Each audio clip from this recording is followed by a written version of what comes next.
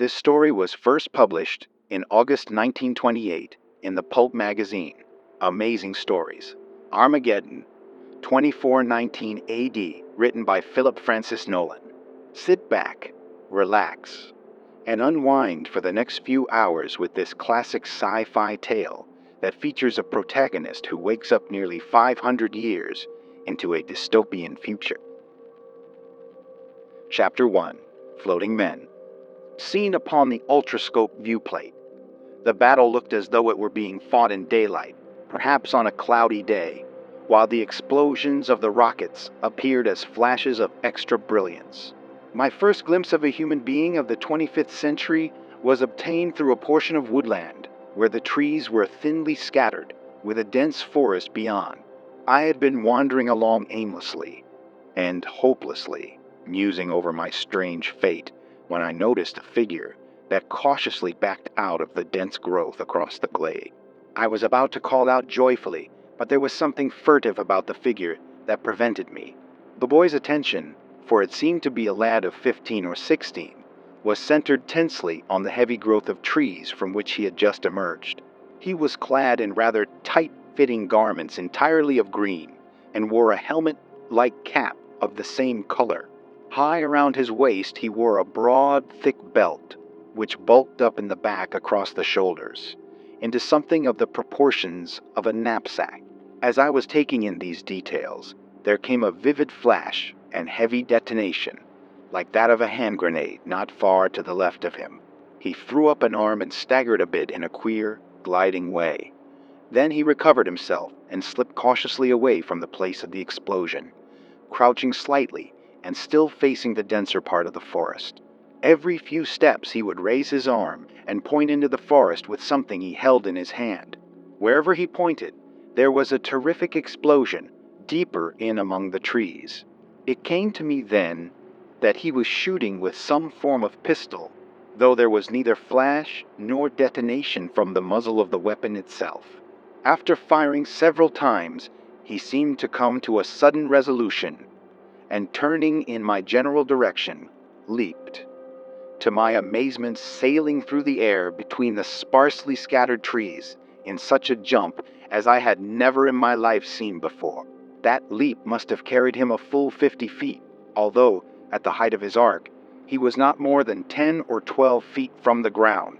When he alighted, his foot caught in a projecting root, and he sprawled gently forward. I say gently, for he did not crash down as I expected him to do.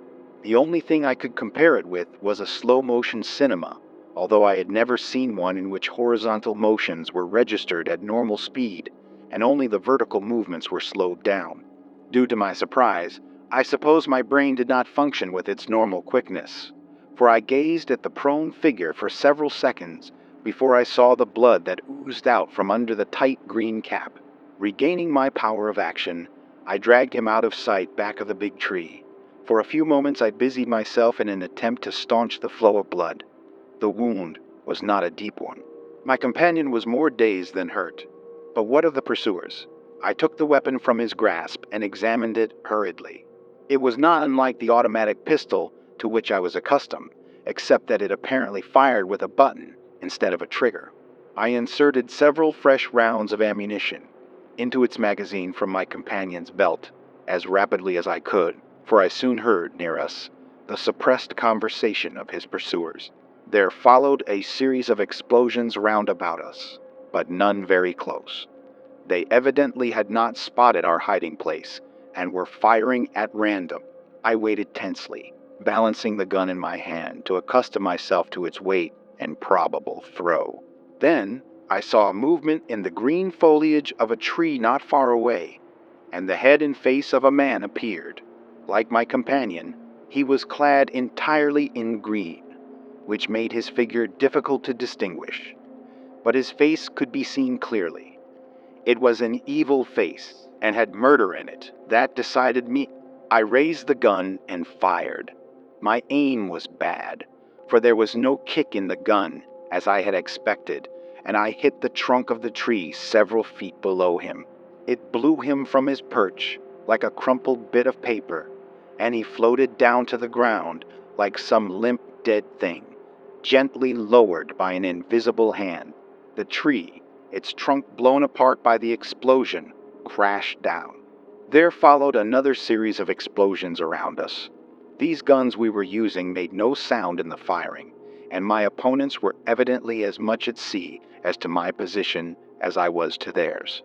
So I made no attempt to reply to their fire, contenting myself with keeping a sharp lookout in their general direction, and patience had its reward. Very soon I saw a cautious movement in the top of another tree. Exposing myself as little as possible, I aimed carefully at the tree trunk and fired again. A shriek followed the explosion. I heard the tree crash down, then a groan. There was silence for a while. Then I heard a faint sound of boughs swishing. I shot 3 times in its direction, pressing the button as rapidly as I could. Branches crashed down where my shells had exploded, but there was no body. Then I saw one of them. He was starting one of those amazing leaps, from the bough of one tree to another, about 40 feet away. I threw up my gun impulsively and fired. By now I had gotten the feel of the weapon, and my aim was good. I hit him. The bullet must have penetrated his body and exploded. For one moment I saw him flying through the air. Then the explosion, and he had vanished. He never finished his leap. It was annihilation. How many more of them there were I don't know, but this must have been too much for them. They used a final round of shells on us, all of which exploded harmlessly, and shortly after I heard them swishing and crashing away from us through the treetops. Not one of them descended to earth. Now I had time to give some attention to my companion. She was, I found, a girl, and not a boy. Despite her bulky appearance, due to the peculiar belt strapped around her body, high up under the arms, she was very slender and very pretty. There was a stream not far away, from which I brought water and bathed her face and wound. Apparently the mystery of these long leaps, the monkey-like ability to jump from bough to bough, and of the bodies that floated gently down instead of falling, lay in the belt.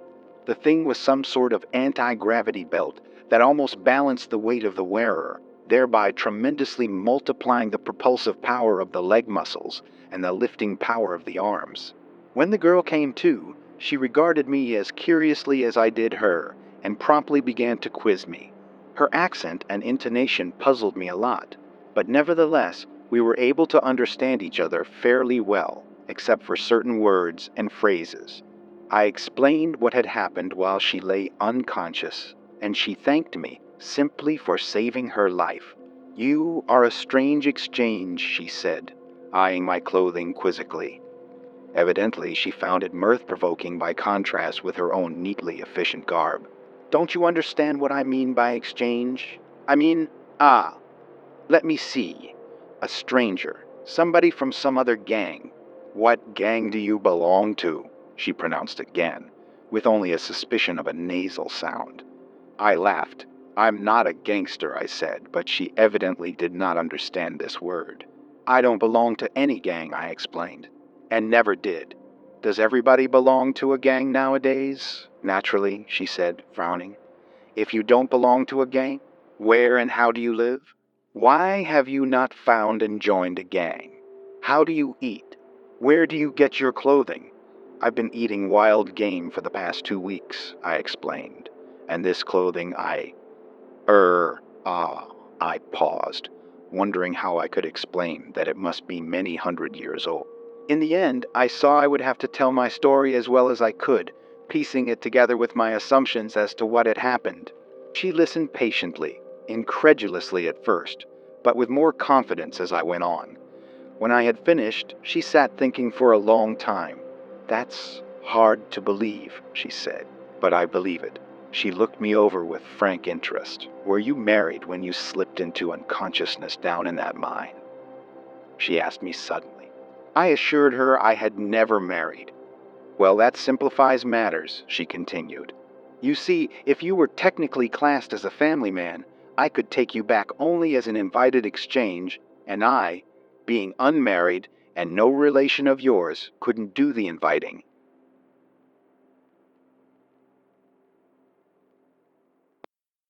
Chapter 2. The Forest Gangs. She gave me a brief outline of the very peculiar social and economic system under which her people lived. At least, it seemed very peculiar from my 20th century viewpoint. I learned with amazement that exactly 492 years had passed over my head as I lay unconscious in the mine. Wilma, for that was her name, did not profess to be a historian, and so could give me only a sketchy outline of the wars that had been fought, and the manner in which such radical changes had come about.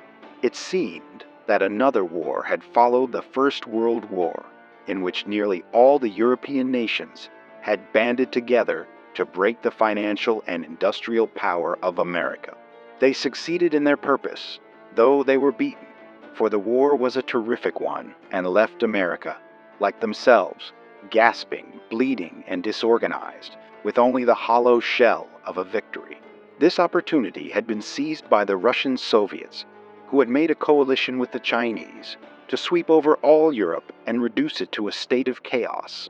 America, industrially geared to world production and the world trade, collapsed economically, and there ensued a long period of stagnation and desperate attempts at economic reconstruction.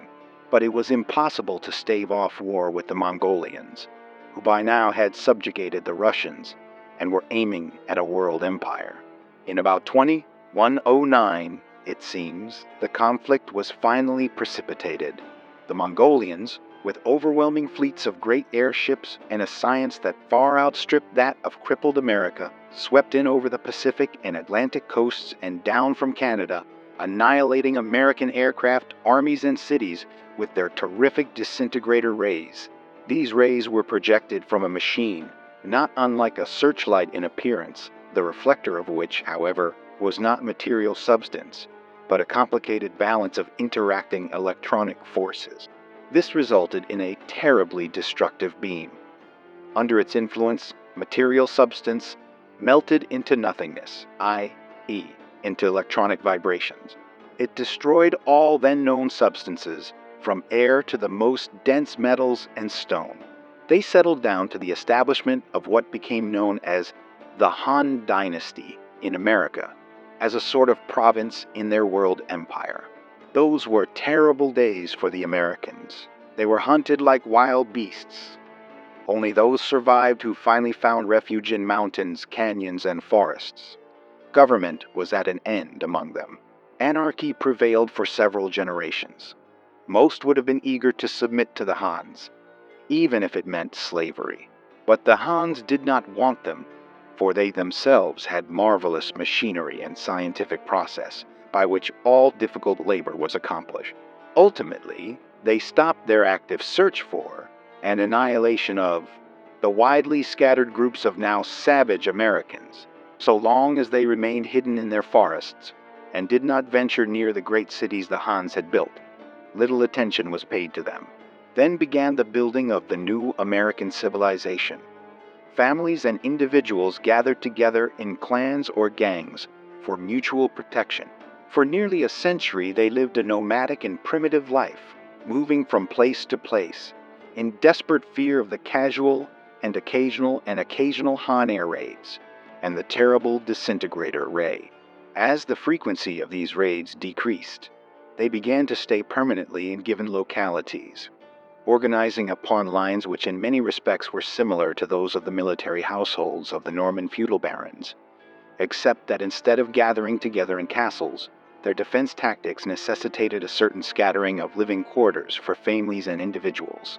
They lived virtually in the open air, in the forests, in green tents, resorting to camouflage tactics that would conceal their presence from air observers. They dug underground factories and laboratories that they might better be shielded from the electrical detectors of the Hans. They tapped the radio communication lines of the Hans with crude instruments at first, better ones later on. They bent every effort toward the redevelopment of science. For many generations, they labored as unseen, unknown scholars of the Hans, picking up their knowledge piecemeal, as fast as they were able to. During the earlier part of this period, there were many deadly wars fought between the various gangs, and occasional courageous but childishly futile attacks upon the Hans, followed by terribly punitive raids. But as knowledge progressed, the sense of American brotherhood redeveloped. Reciprocal arrangements were made among the gangs over constantly increasing areas. Trade developed to a certain extent, as between one gang and another, but the interchange of knowledge became more important than that of goods, as skill in the handling of synthetic processes developed. Within the gang, an economy was developed that was a compromise between individual liberty and a military socialism. The right of private property was limited practically to personal possessions, but private privileges were many and sacredly regarded.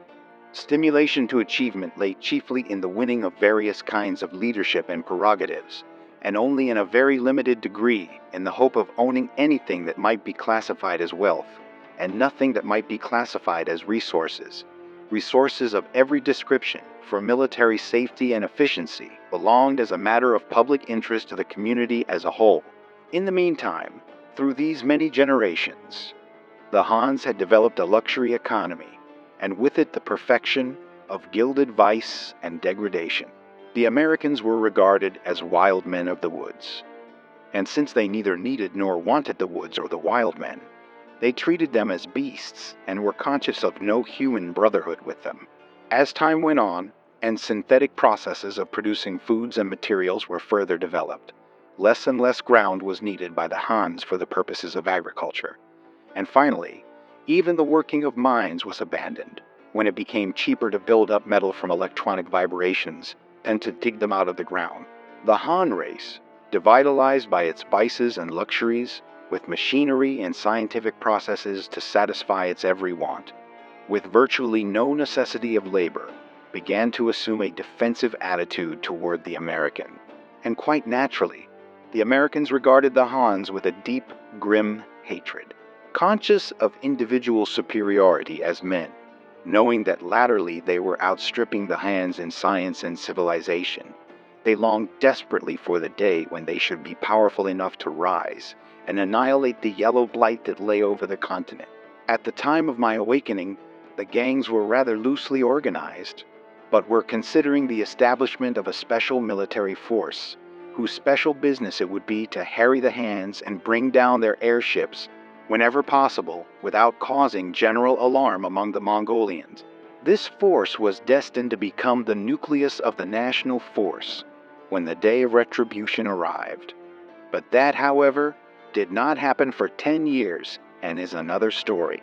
On the left of the illustration is a Han girl, and on the right is an American girl who, like all of her race, is equipped with an inertron belt and a rocket gun. Wilma told me she was a member of the Wyoming gang, which claimed the entire Wyoming Valley as its territory under the leadership of Boss Hart. Her mother and father were dead, and she was unmarried, so she was not a family member. She lived in a little group of tents known as Camp 17, under a woman camp boss, with 7 other girls. Her duties alternated between military or police scouting and factory work. For the 2-week period, which would end the next day, she had been on air patrol. This did not mean, as I first imagined, that she was flying, but rather that she was on the lookout for Han ships over this outlying section of the Wyoming territory, and had spent most of her time perched in the tree scanning the skies. Had she seen one, she would have fired a drop flare several miles off to one side, which would ignite when it was floating vertically toward the earth, so that the direction or point from which it had been fired might not be guessed by the airship and bring a blasting play of the disintegrator ray in her vicinity. Other members of the air patrol would send up rockets on seeing hers, until finally a scout equipped with an ultraphone, which, unlike the ancient radio, operated on the ultronic ethereal vibrations, would pass the warning simultaneously to the headquarters of the Wyoming gang and other communities within a radius of several hundred miles. Not to mention the few American rocket ships that might be in the air, and which instantly would duck to cover either through forest clearings or by flattening down to earth in green fields where their coloring would probably protect them from observation. The favorite American method of propulsion was known as rocketing. Scientists of today regard it as a childishly simple reaction, but by that very virtue, most economical and efficient. But tomorrow, she explained, she would go back to work in the cloth plant, where she would take charge of one of the synthetic processes by which those wonderful substitutes for woven fabrics of wool, cotton, and silk are produced. At the end of another 2 weeks, she would be back on military duty again, perhaps at the same work, or maybe as a contact guard, on duty where the territory of the Wyomings merged with that of the Delawares, or the Susquehannas, or one of the half-dozen other gangs in that section of the country, which I knew as Pennsylvania and New York states. Wilma cleared up for me the mystery of those flying leaps which she and her assailants had made, and explained in the following manner how the inertron belt balances weight. Jumpers were in common use at the time I awoke, though they were costly, for at that time inertron had not been produced in very great quantity. They were very useful in the forest. They were belts, strapped high under the arms, containing an amount of inertron, adjusted to the wearer's weight and purposes. In effect, they made a man weigh as little as he desired, 2 pounds if he liked. Floaters are a later development of jumpers, rocket motors encased in inertron blocks and strapped to the back in such a way that the wearer floats when drifting facing slightly downward. With his motor in operation, he moves like a diver, head foremost, controlling his direction by twisting his body and by movements of his outstretched arms and hands. Ballast weights, locked in the front of the belt, adjust weight and lift. Some men prefer a few ounces of weight in floating, using a slight motor thrust to overcome this. Others prefer a buoyance balance of a few ounces. The inadvertent dropping of weight is not a serious matter. The motor thrust always can be used to descend, but as an extra precaution, in case the motor should fail, for any reason, there are built into every belt a number of detachable sections, one or more of which can be discarded to balance off any loss in weight. But who were your assailants, I asked, and why were you attacked? Her assailants, she told me, were members of an outlaw gang, referred to as Bad Bloods, a group which for several generations had been under the domination of conscienceless leaders who tried to advance the interests of their clan by tactics which their neighbors had come to regard as unfair. Their purpose had been to slay her near the Delaware frontier, making it appear that the crime had been committed by Delaware scouts, and thus embroil the Delawares and Wyomings in acts of reprisal against each other, or at least cause suspicions.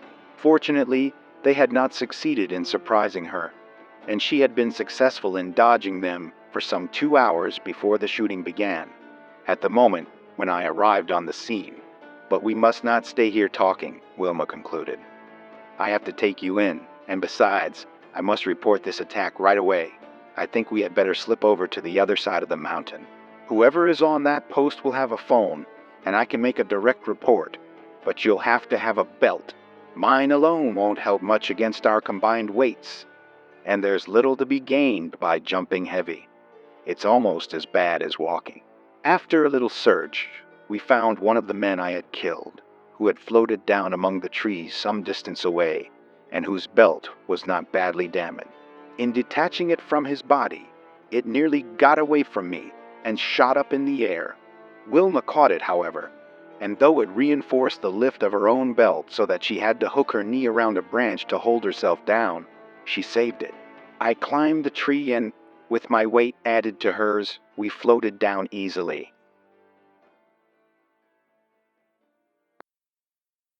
Chapter 3. Life in the 25th Century. We were delayed in starting for quite a while since I had to acquire a few crude ideas about the technique of using these belts. I had been sitting down, for instance, with the belt strapped about me, enjoying an ease similar to that of a comfortable armchair, when I stood up with a natural exertion of muscular effort. I shot 10 feet into the air, with a wild instinctive thrashing of arms and legs that amused Wilma greatly. But after some practice, I began to get the trick of gauging muscular effort to a minimum of vertical and a maximum of horizontal. The correct form, I found, was in a measure comparable to that of skating. I found also that in forest work, particularly the arms and hands could be used to great advantage in swinging along from branch to branch, so prolonging leaps almost indefinitely at time. In going up the side of the mountain, I found that my 20th century muscles did have an advantage, in spite of lack of skill with the belt. And since the slopes were very sharp, and most of our leaps were upward, I could have distanced Wilma easily. But when we crossed the ridge and descended, she outstripped me with her superior technique. Choosing the steepest slopes, she would crouch in the top of a tree and propel herself outward, literally diving until, with the loss of horizontal momentum, she would assume a more upright position and float downward. In this manner, she would sometimes cover as much as a quarter of a mile in a single leap, while I leaped and scrambled clumsily behind, thoroughly enjoying the novel sensation. Halfway down the mountain, we saw another green-clad figure leap out above the treetops toward us. The three of us perched on an outcropping of rock from which a view for many miles around could be had, while Wilma hastily explained her adventure and my presence to her fellow guard, whose name was Alan. I learned later that this was the modern form of Helen. "You want to report by phone then, don't you?" Alan took a compact packet about 6 inches square from a holster attached to her belt and handed it to Wilma. So far as I could see, it had no special receiver for the ear. Wilma merely threw back a lid, as though she were opening a book, and began to talk. The voice that came back from the machine was as audible as her own. She was queried closely as to the attack upon her, and at considerable length as to myself, and I could tell from the tone of that voice that its owner was not prepared to take me at my face value as readily as Wilma had. For that matter, neither was the other girl. I could realize it from the suspicious glances she threw my way when she thought my attention was elsewhere, and the manner in which her hand hovered constantly near her gun holster. Wilma was ordered to bring me in at once, and informed that another scout would take her place on the other side of the mountain. So she closed down the lid of the phone and handed it back to Alan, who seemed relieved to see us departing over the treetops in the direction of the camps. We had covered perhaps 10 miles, in what still seemed to me a surprisingly easy fashion, when Wilma explained that from here on we would have to keep to the ground. We were nearing the camps, she said, and there was always the possibility that some small Han scout ship, invisible high in the sky, might catch sight of us through a projectoscope and thus find the general location of the camps. Wilma took me to the scout office, which proved to be a small building of irregular shape, conforming to the trees around it, and substantially constructed of green sheet-like material.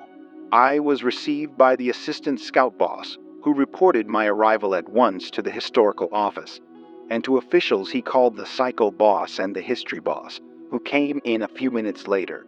The attitude of all three men was at first polite but skeptical, and Wilma's ardent advocacy seemed to amuse them secretly.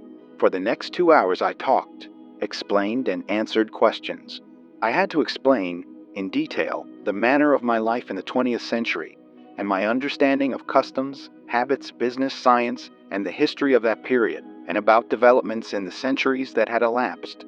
Had I been in a classroom, I would have come through the examination with a very poor mark, for I was unable to give any answer to fully half of their questions. But before long, I realized that the majority of these questions were designed as traps. Objects of whose purpose I knew nothing were casually handed to me, and I was watched keenly as I handled them.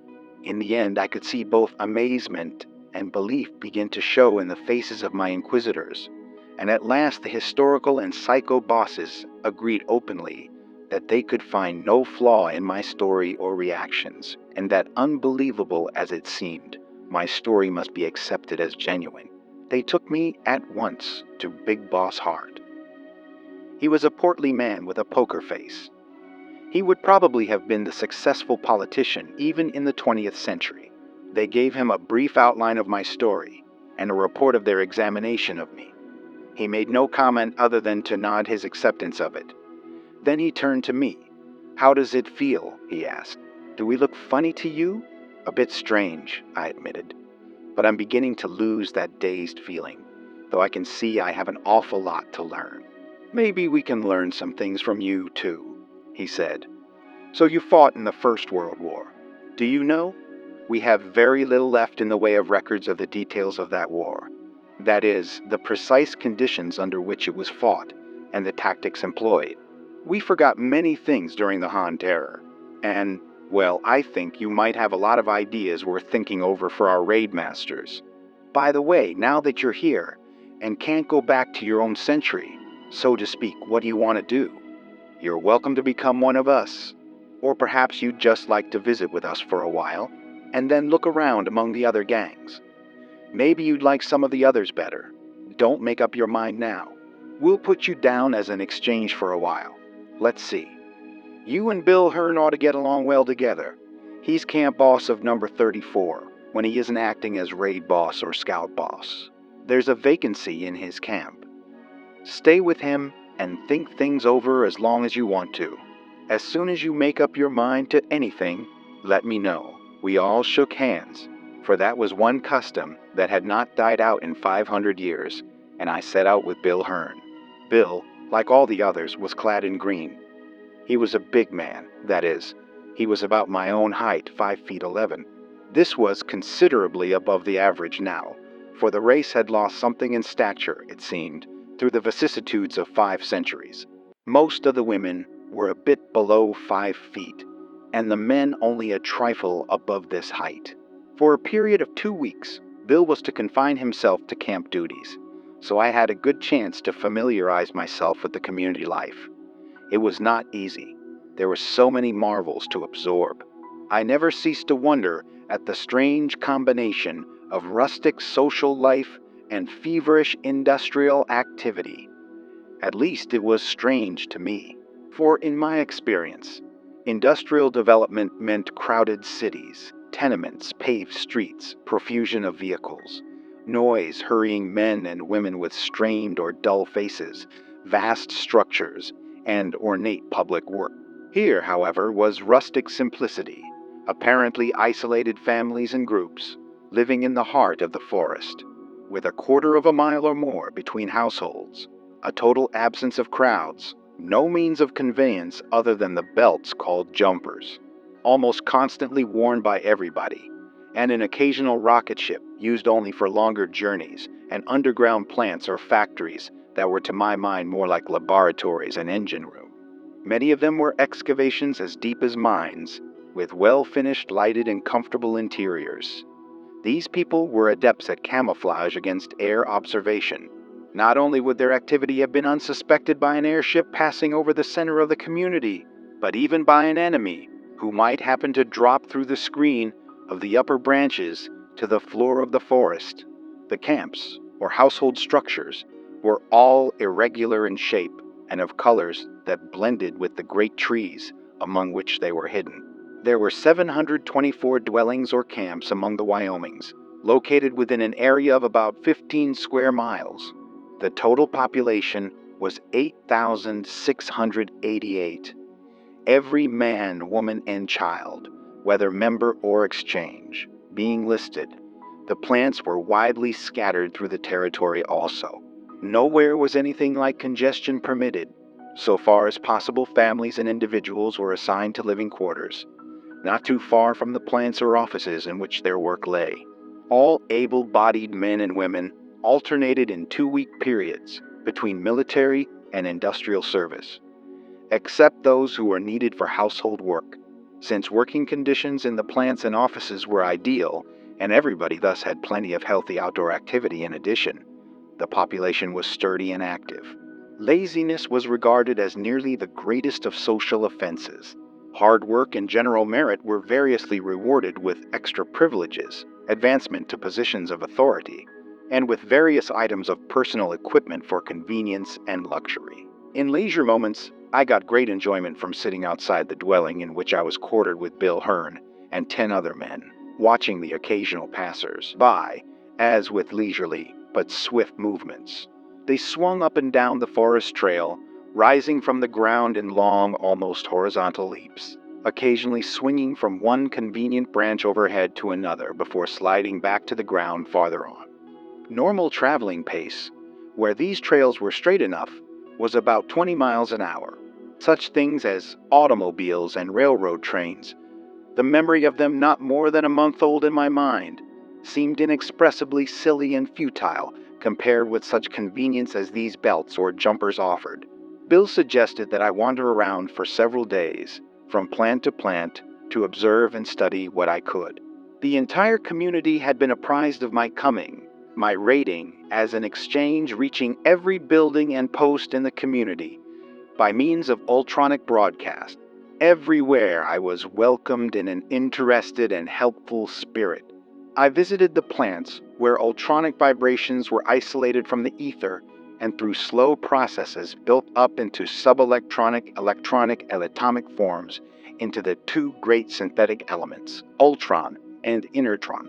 I learned something, superficially at least, of the processes of combined chemical and mechanical action through which were produced the various forms of synthetic cloth.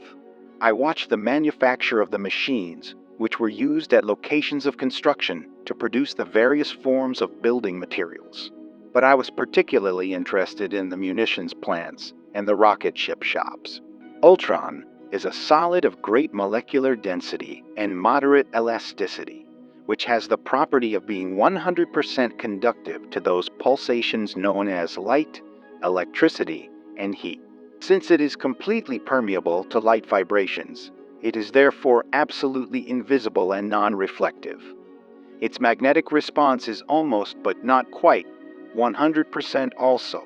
It is therefore very heavy under normal conditions, but extremely responsive to the repeller or anti-gravity rays, such as the hands use as legs for their airships. Inertron is the second great triumph of American research and experimentation with ultronic forces. It was developed just a few years before my awakening in the abandoned mine.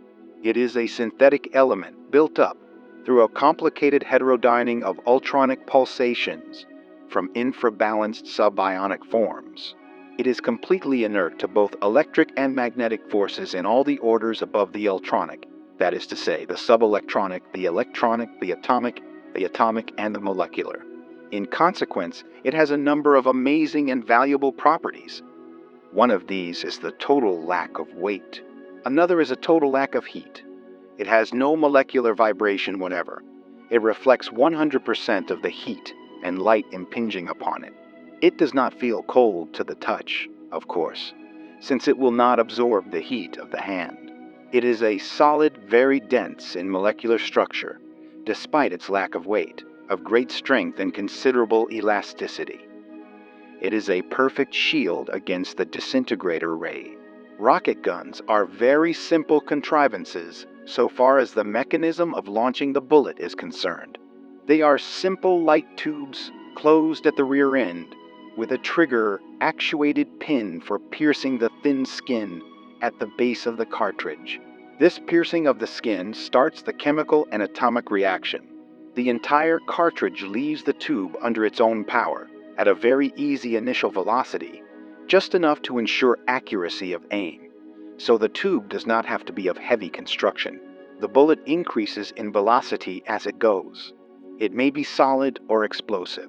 Bill and I talked mostly of weapons, military tactics, and strategy. Strangely enough, he had no idea whatever of the possibilities of the barrage, though the tremendous effect of a curtain of fire with such high, explosive projectiles as these modern rocket guns used was obvious to me.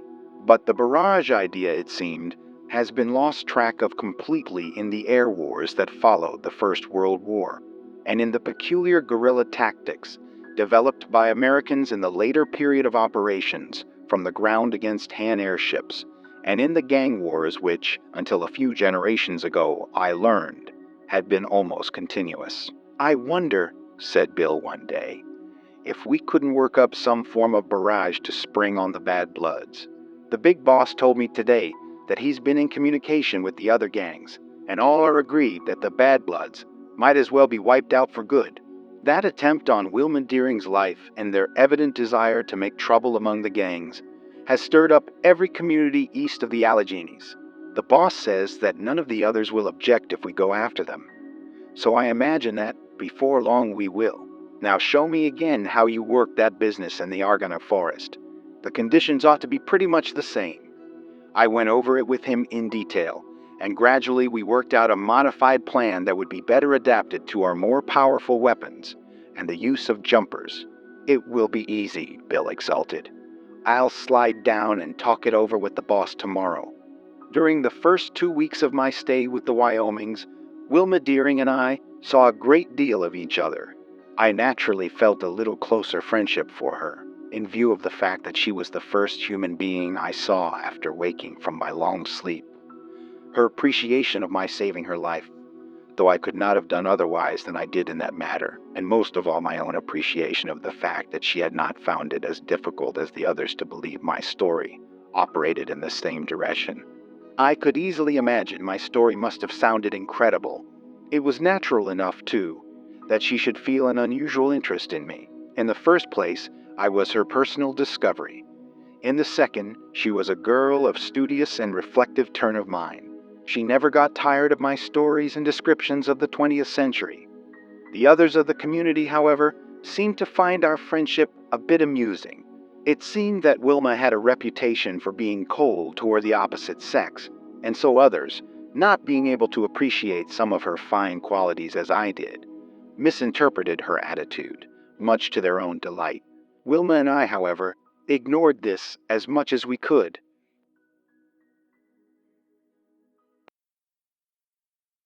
Chapter 4.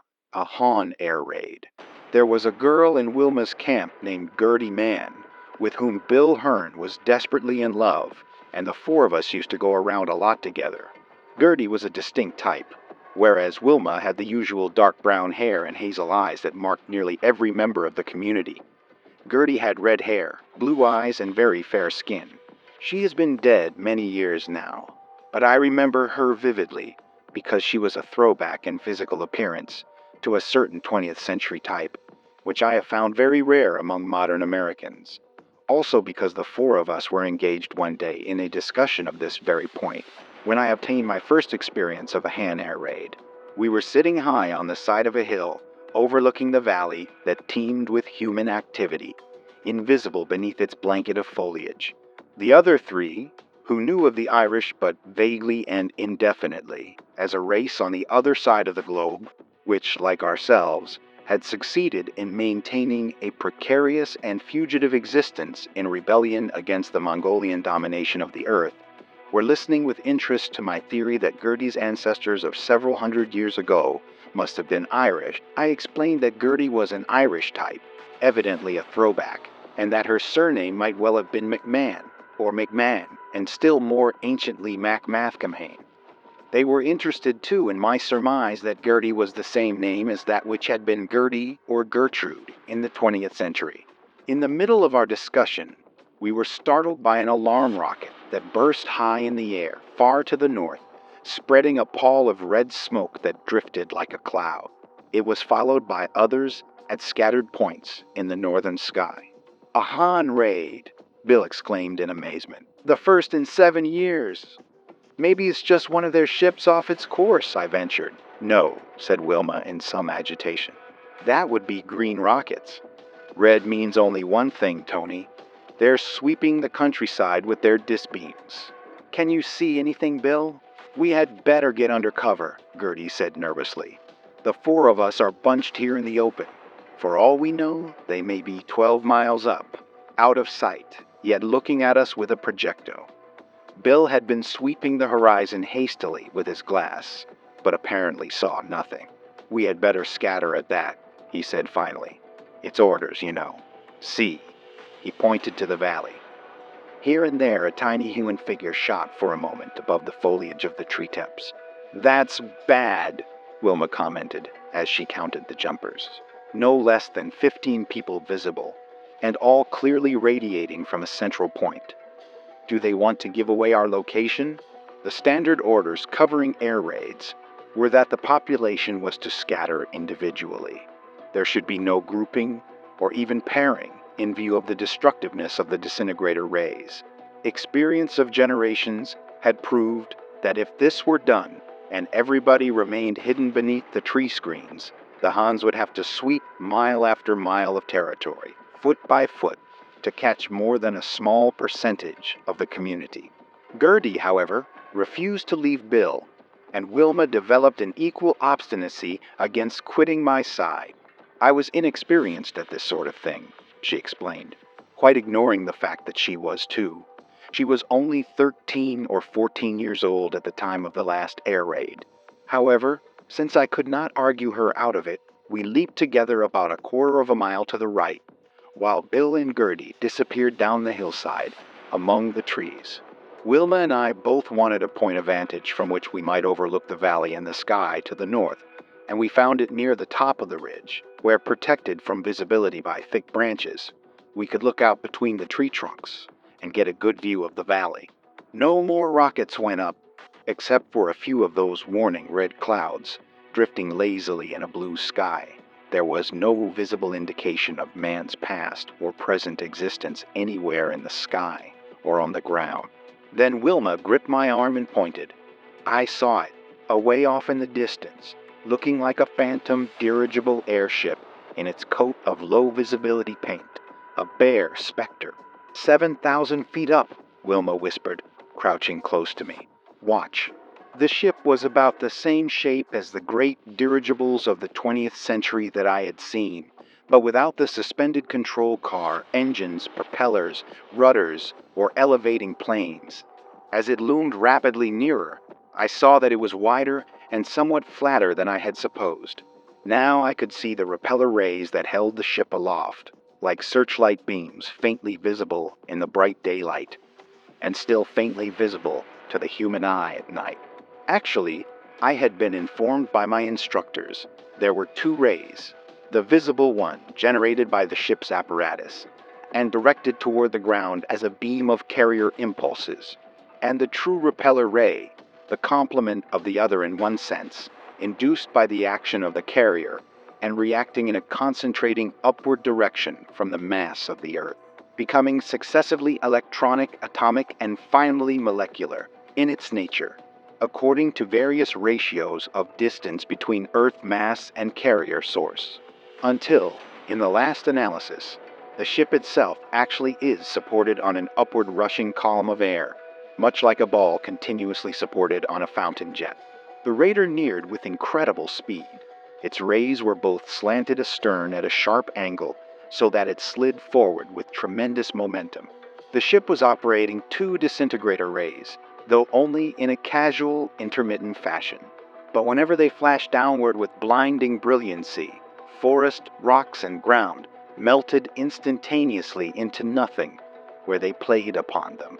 When later I inspected the scars left by these rays, I found them some 5 feet deep and 30 feet wide, the exposed surfaces being lava-like in texture, but of a pale, iridescent, greenish hue.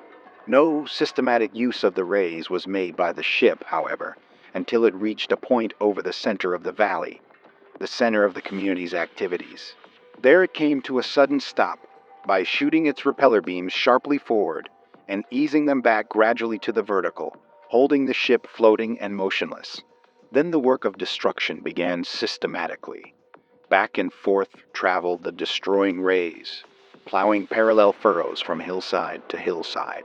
We gasped in dismay, Wilma and I, as time after time we saw it plow through sections where we knew camps or plants were located.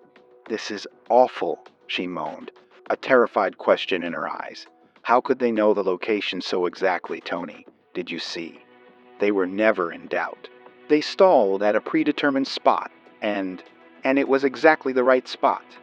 We did not talk of what might happen if the rays were turned in our direction. We would simply disintegrate in a split second into mere scattered electronic vibrations."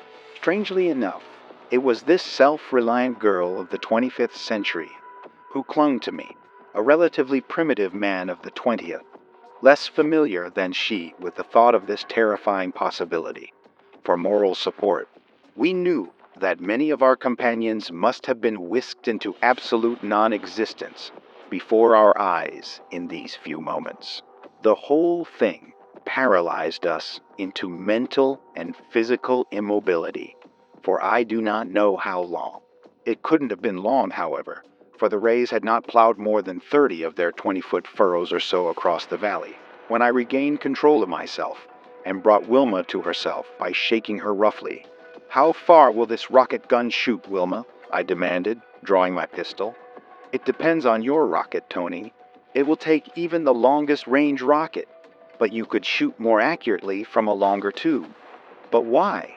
"You couldn't penetrate the shell of that ship with rocket force, even if you could reach it." I fumbled clumsily with my rocket pouch, for I was excited. I had an idea I wanted to try, a hunch I called it, forgetting that Wilma could not understand my ancient slang. But finally, with her help, I selected the longest range explosive rocket in my pouch and fitted it to my pistol. "It won't carry 7,000 feet, Tony," Wilma objected. But I took aim carefully. It was another thought that I had in my mind. The supporting repeller ray, I had been told, became molecular in character at what was called a logarithmic level of 5. Below, that it was a purely electronic flow or pulsation between the source of the carrier and the average mass of the Earth. Below that level, if I could project my explosive bullet into this stream where it began to carry material substance upward, might it not rise with the air column, gathering speed and hitting the ship with enough impact to carry it through the shell? It was worth trying anyhow. Wilma became greatly excited too when she grasped the nature of my inspiration. Feverishly, I looked around for some formation of branches against which I could rest the pistol, for I had to aim most carefully. At last I found one. Patiently I sighted on the hulk of the ship far above us, aiming at the far side of it, at such an angle as would, so far as I could estimate, bring my bullet path through the forward repeller beam. At last the sights wavered across the point I sought, and I pressed the button gently. For a moment we gazed breathlessly. Suddenly the ship swung bow down, as on a pivot, and swayed like a pendulum. Wilma screamed in her excitement. "Oh, Tony, you hit it! You hit it! Do it again! Bring it down!" We had only one more rocket of extreme range between us, and we dropped it 3 times in our excitement in inserting it in my gun. Then, forcing myself to be calm by sheer willpower, while Wilma stuffed her little fist into her mouth to keep from shrieking, I sighted carefully again and fired. In a flash, Wilma had grasped the hope that this discovery of mine might lead to the end of the Han domination. The elapsed time of the rocket's invisible flight seemed an age. Then we saw the ship falling. It seemed to plunge lazily, but actually it fell with terrific acceleration, turning end over end, its disintegrator rays, out of control, describing vast wild arcs, and once cutting a gash through the forest less than 200 feet from where we stood. The crash with which the heavy craft hit the ground reverberated from the hills. The momentum of 18 or 20,000 tons in a sheer drop of 7,000 feet. A mangled mass of metal, it buried itself in the ground, with poetic justice, in the middle of the smoking, semi-molten field of destruction. It had been so deliberately plowing. The silence, the vacuity of the landscape, was oppressive as the last echoes died away. Then far down the hillside, a single figure leaped exultantly above the foliage screen, and in the distance, another and another. In a moment the sky was punctured by signal rockets. One after another, the little red puffs became drifting clouds. "Scatter! Scatter!" Wilma exclaimed. "In half an hour there'll be an entire hand fleet here from New York and another from Flow. They'll get this instantly on their recordographs and location finders. They'll blast the whole valley and the country for miles beyond. Come, Tony, there's no time for the gang to rally. See the signals. We've got to jump. Oh, I'm so proud of you." Over the ridge we went in long leaps toward the east, the country of the Delawares. From time to time signal rockets puffed in the sky. Most of them were the red warnings, the scatter signals.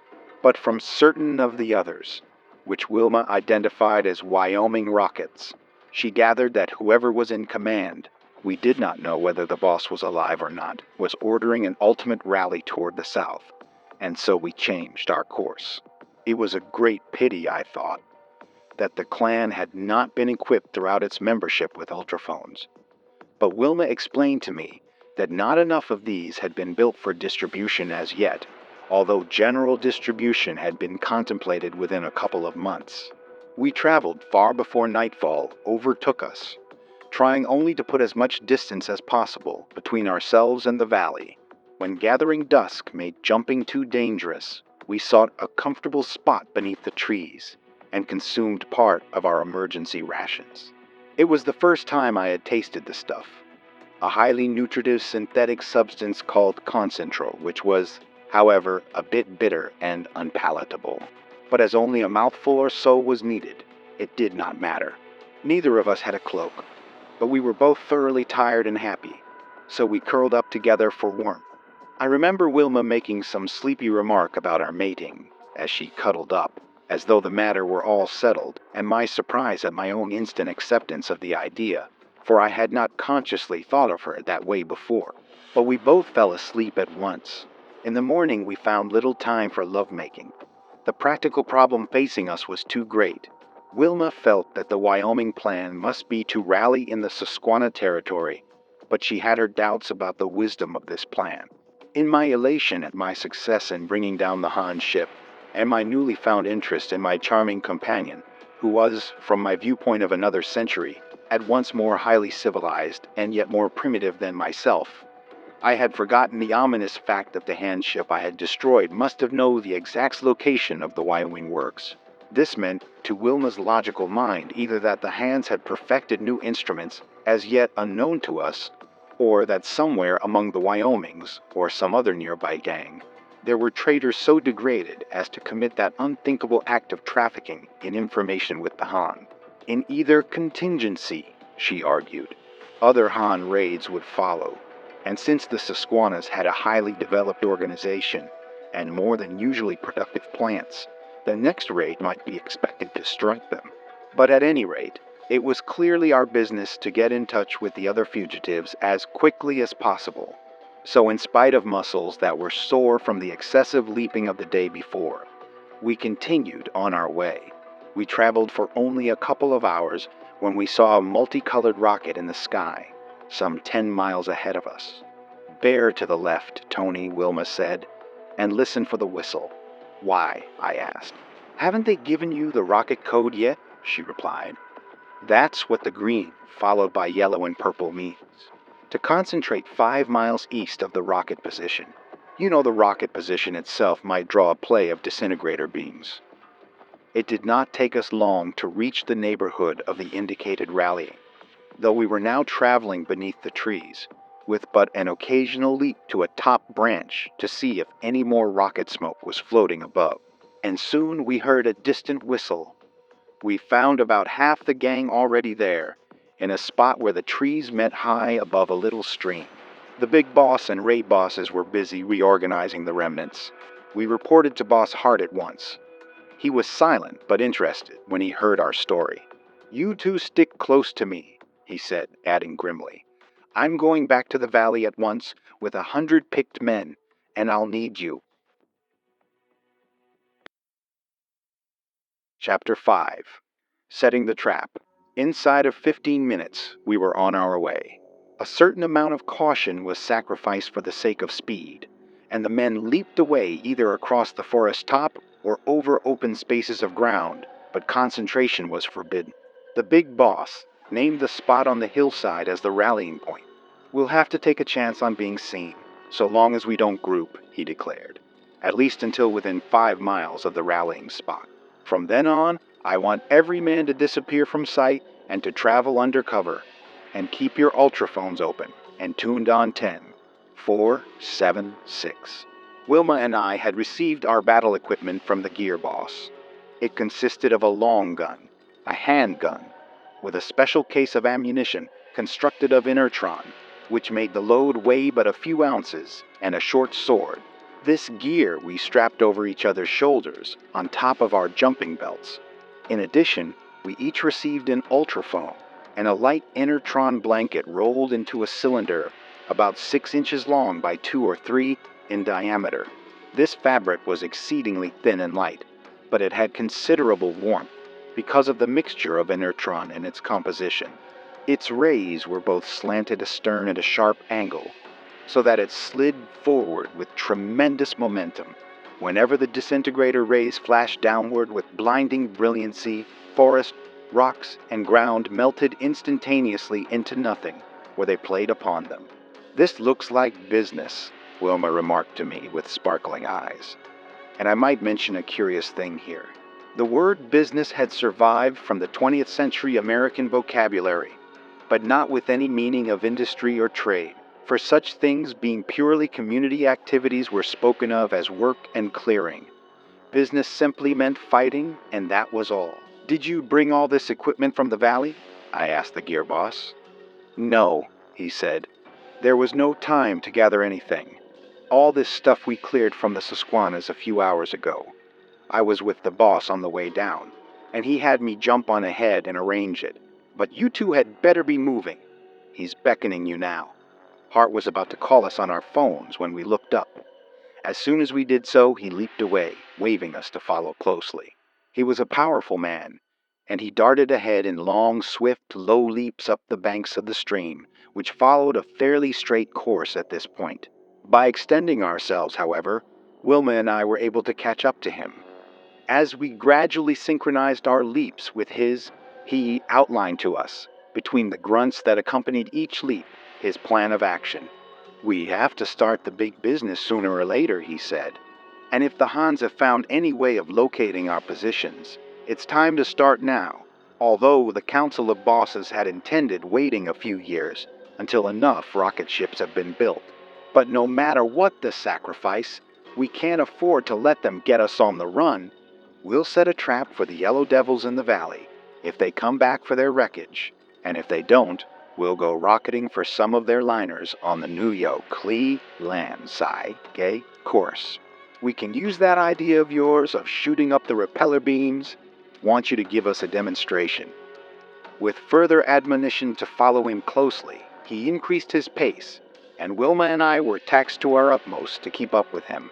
It was only in ascending the slopes that my tougher muscles overbalanced his greater skill, and I was able to set the pace for him, as I had for Wilma. We slept in greater comfort that night, under our inertron blankets, and were off with the dawn, leaping cautiously to the top of the ridge overlooking the valley which Wilma and I had left. The boss scanned the sky with his ultrascope, patiently taking some 15 minutes to the task, and then swung his phone into use, calling the roll and giving the men their instruction. His first order was for us all to slip our ear and chest discs into permanent position. These ultraphones were quite different from the one used by Wilma's companion scout the day I saved her from the vicious attack of the bandit gang. That one was contained entirely in a small pocket case. These, with which we were now equipped, consisted of a pair of ear discs, each a separate and self-contained receiving set. They slipped into little pockets over our ears, in the fabric helmets we wore, and shut out virtually all extraneous sounds. The chest discs were likewise self-contained sending sets, strapped to the chest a few inches below the neck, and actuated by the vibrations from the vocal cords through the body tissue. The total range of these sets was about 18 miles. Reception was remarkably clear, quite free from the static that so marked the 20th century radios, and of a strength in direct proportion to the distance of the speaker. The boss set was triple powered, so that his orders would cut in on any local conversations, which were indulged in, however, with great restraint, and only for the purpose of maintaining contacts. I marveled at the efficiency of this modern method of battle communication in contrast to the clumsy signaling devices of more ancient times, and also at other military contrasts in which the 20th and 25th century methods were the reverse of each other in efficiency. These modern Americans, for instance, knew little of hand-to-hand fighting and nothing, naturally, of trench warfare. Of barrages, they were quite ignorant, although they possessed weapons of terrific power.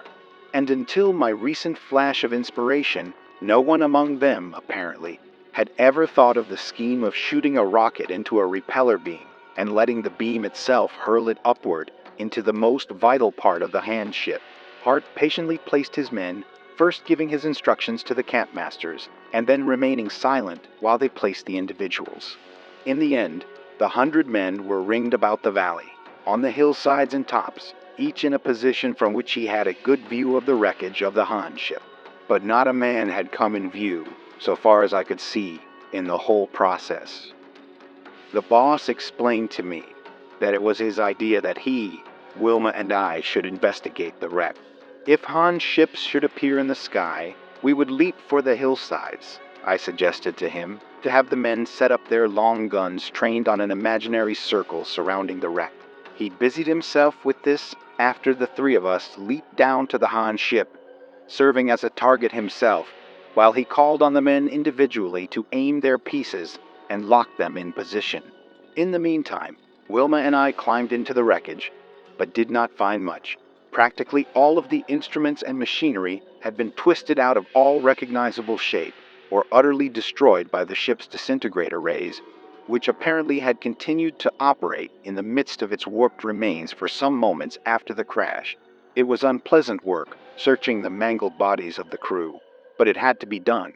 The Han clothing, I observed, was quite different from that of the Americans, and in many respects more like the garb to which I had been accustomed in the earlier part of my life. It was made of synthetic fabrics like silks, loose and comfortable trousers of knee length, and sleeveless shirts. No protection, except that against drafts, was needed, Wilma explained to me, for the Han cities were entirely enclosed, with splendid arrangements for ventilation and heating. These arrangements, of course, were equally adequate in their airships. The Hans, indeed, had quite a distaste for unshaded daylight, since their lighting apparatus diffused a controlled amount of violet rays, making the unmodified sunlight unnecessary for health and undesirable for comfort. Since the Hans did not have the secret of inertron, none of them wore anti-gravity belts. Yet, in spite of the fact that they had to bear their own full weights at all times, they were physically far inferior to the Americans, for they lived lives of degenerative physical inertia, having machinery of every description for the performance of all labor and convenient conveyances for any movement of more than a few steps. Even from the twisted wreckage of this ship, I could see that seats, chairs, and couches played an extremely important part in their scheme of existence. But none of the bodies were overweight. They seemed to have been the bodies of men in good health, but muscularly much underdeveloped. Wilma explained to me that they had mastered the science of gland control, and of course dietetics, to the point where men and women among them not uncommonly reached the age of 100 years with arteries and general health in splendid condition. I did not have time to study the ship and its contents as carefully as I would have liked, however. Time pressed, and it was our business to discover some clue to the deadly accuracy with which the ship had spotted the Wyoming works. The boss had hardly finished his arrangements for the ring barrage when one of the scouts on an eminence to the north announced the approach of 7 Han ships spread out in a great semicircle. Hart leaped for the hillside, calling to us to do likewise, but Wilma and I had raised the flaps of our helmets and switched off our speakers for conversation between ourselves, and by the time we discovered what had happened, the ships were clearly visible, so fast were they approaching. "Jump," we heard the boss order, steering to the north. Rogers to the east. But Wilma looked at me meaningly and pointed to where the twisted plates of the ship projecting from the ground offered a shelter. "Too late, boss," she said. "They'd see us. Besides, I think there's something here we ought to look at. It's probably their magnetic graph. You're signing your death warrant," Hart warned. "We'll risk it," said Wilma and I together. "Good for you," replied the boss. "Take command then, Rogers, for the present." "Do you all know his voice, boys?" A chorus of assent rang in our ears, and I began to do some fast thinking as the girl and I ducked into the twisted mass of metal. "Wilma, hunt for that record," I said, knowing that by the simple process of talking, I could keep the entire command continuously informed as to the situation. "On the hillsides, keep your guns trained on the circles and stand by. On the hilltops, how many of you are there? Speak in rotation from Bald Knob around to the east, north, west." In turn, the men called their names. There were 20 of them. I assigned them by name to cover the various Han ships, numbering the latter from left to right. Train your rockets on their repeller rays about 3/4 of the way up, between ships and ground. Aim is more important than elevation. Follow those rays with your aim continuously. Shoot when I tell you, not before. Deering has the record. The Hans probably have not seen us, or at least think there are but 2 of us in the valley, since they're settling without opening up disintegrators. Any opinions? My ear discs remain silent. Deering and I remain here until they land and debark. Stand by and keep alert. Rapidly and easily, the largest of the Han ships settled to the earth. 3 scouted sharply to the south, rising to a higher level. The others floated motionless about 1,000 feet above, peeping through a small fissure between 2 plates. I saw the vast hulk of the ship come to rest full on the line of our prospective ring barrage. A door clanged open a couple of feet from the ground, and one by one the crew emerged.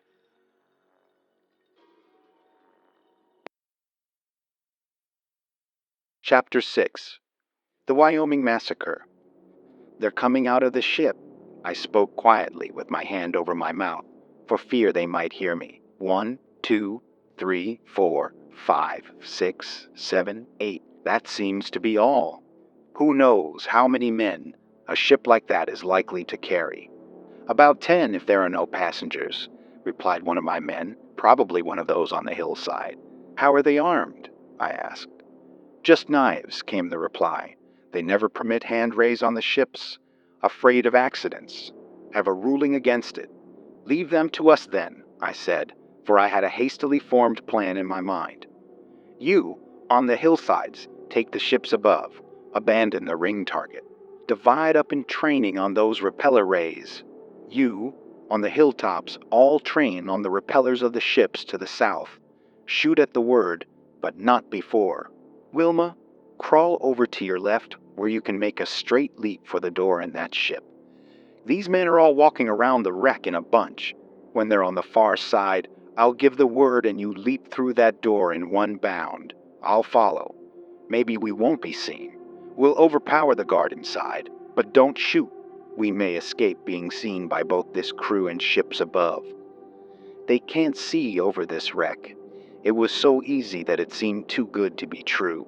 The Hans, who had emerged from the ship, walked around the wreckage lazily, talking in guttural tones, keenly interested in the wreck, but quite unsuspicious. At last, they were on the far side. In a moment, they would be picking their way into the wreck. Wilma, leap! I almost whispered the order. The distance between Wilma's hiding place and the door in the side of the Han ship was not more than 15 feet. She was already crouched with her feet braced against a metal beam. Taking the lift of that wonderful inertron belt into her calculation, she dove head foremost like a green projectile through the door. I followed in a split second, more clumsily, but no less speedily, bruising my shoulder painfully as I ricocheted from the edge of the opening and brought up sliding against the unconscious girl, for she evidently had hit her head against the partition within the ship into which she had crashed. We had made some noise within the ship. Shuffling footsteps were approaching down a well-lit gangway. Any signs we have been observed? I asked my men on the hillsides. Not yet, I heard the boss reply. Ships overhead still standing. No beams have been broken out.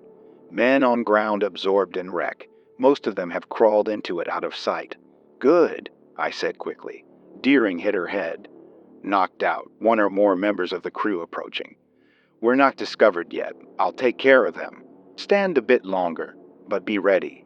I think my last words must have been heard by the man who was approaching, for he stopped suddenly. I crouched at the far side of the compartment, motionless. I would not draw my sword if there were only one of them. He would be a weakling, I figured, and I should easily overcome him with my bare hands. Apparently reassured at the absence of any further sound, a man came around a sort of bulkhead, and I leaped.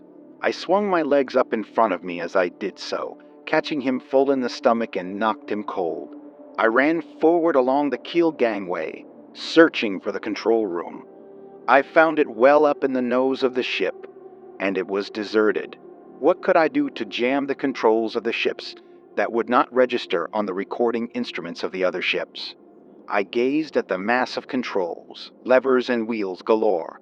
In the center of the compartment, on a massively braced universal joint mounting, was what I took for the repeller generator.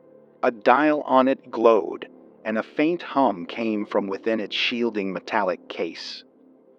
But I had no time to study it. Above all else, I was afraid that some automatic telephone apparatus existed in the room, through which I might be heard on the other ships. The risk of trying to jam the controls was too great. I abandoned the idea and withdrew softly. I would have to take a chance that there was no other member of the crew aboard. I ran back to the entrance compartment. Wilma still lay where she had slumped down. I heard the voices of the Hans approaching. The next few seconds would tell whether the ships in the air would try or be able to melt us into nothingness. I spoke. "Are you boys all ready?" I asked, creeping to a position opposite the door and drawing my hand. Again, there was a chorus of assent. "Then, on the count of 3, shoot up those repeller rays. All of them. And for God's sake, don't miss." And I counted. I think my 3 was a bit weak. I know it took all the courage I had to utter it. For an agonizing instant, nothing happened, except that the landing party from the ship strolled into my range of vision. Then, startled, they turned their eyes upward. For an instant, they stood frozen with horror at whatever they saw. One hurled his knife at me. It grazed my cheek. Then a couple of them made a break for the doorway. The rest followed. But I fired point blank with my gun, pressing the button as fast as I could, and aiming at their feet to make sure my explosive rockets would make contact and do their work. The detonations of my rockets were deafening. The spot on which the Hans stood flashed into a blinding glare. Then there was nothing there except their torn and mutilated corpses. They had been fairly bunched, and I got them all. I ran to the door, expecting any instant to be hurled into infinity by the sweep of a disintegrator ray.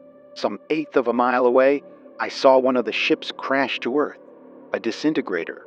Ray came into my line of vision, wavered uncertainly for a moment, and then began to sweep directly toward the ship in which I stood.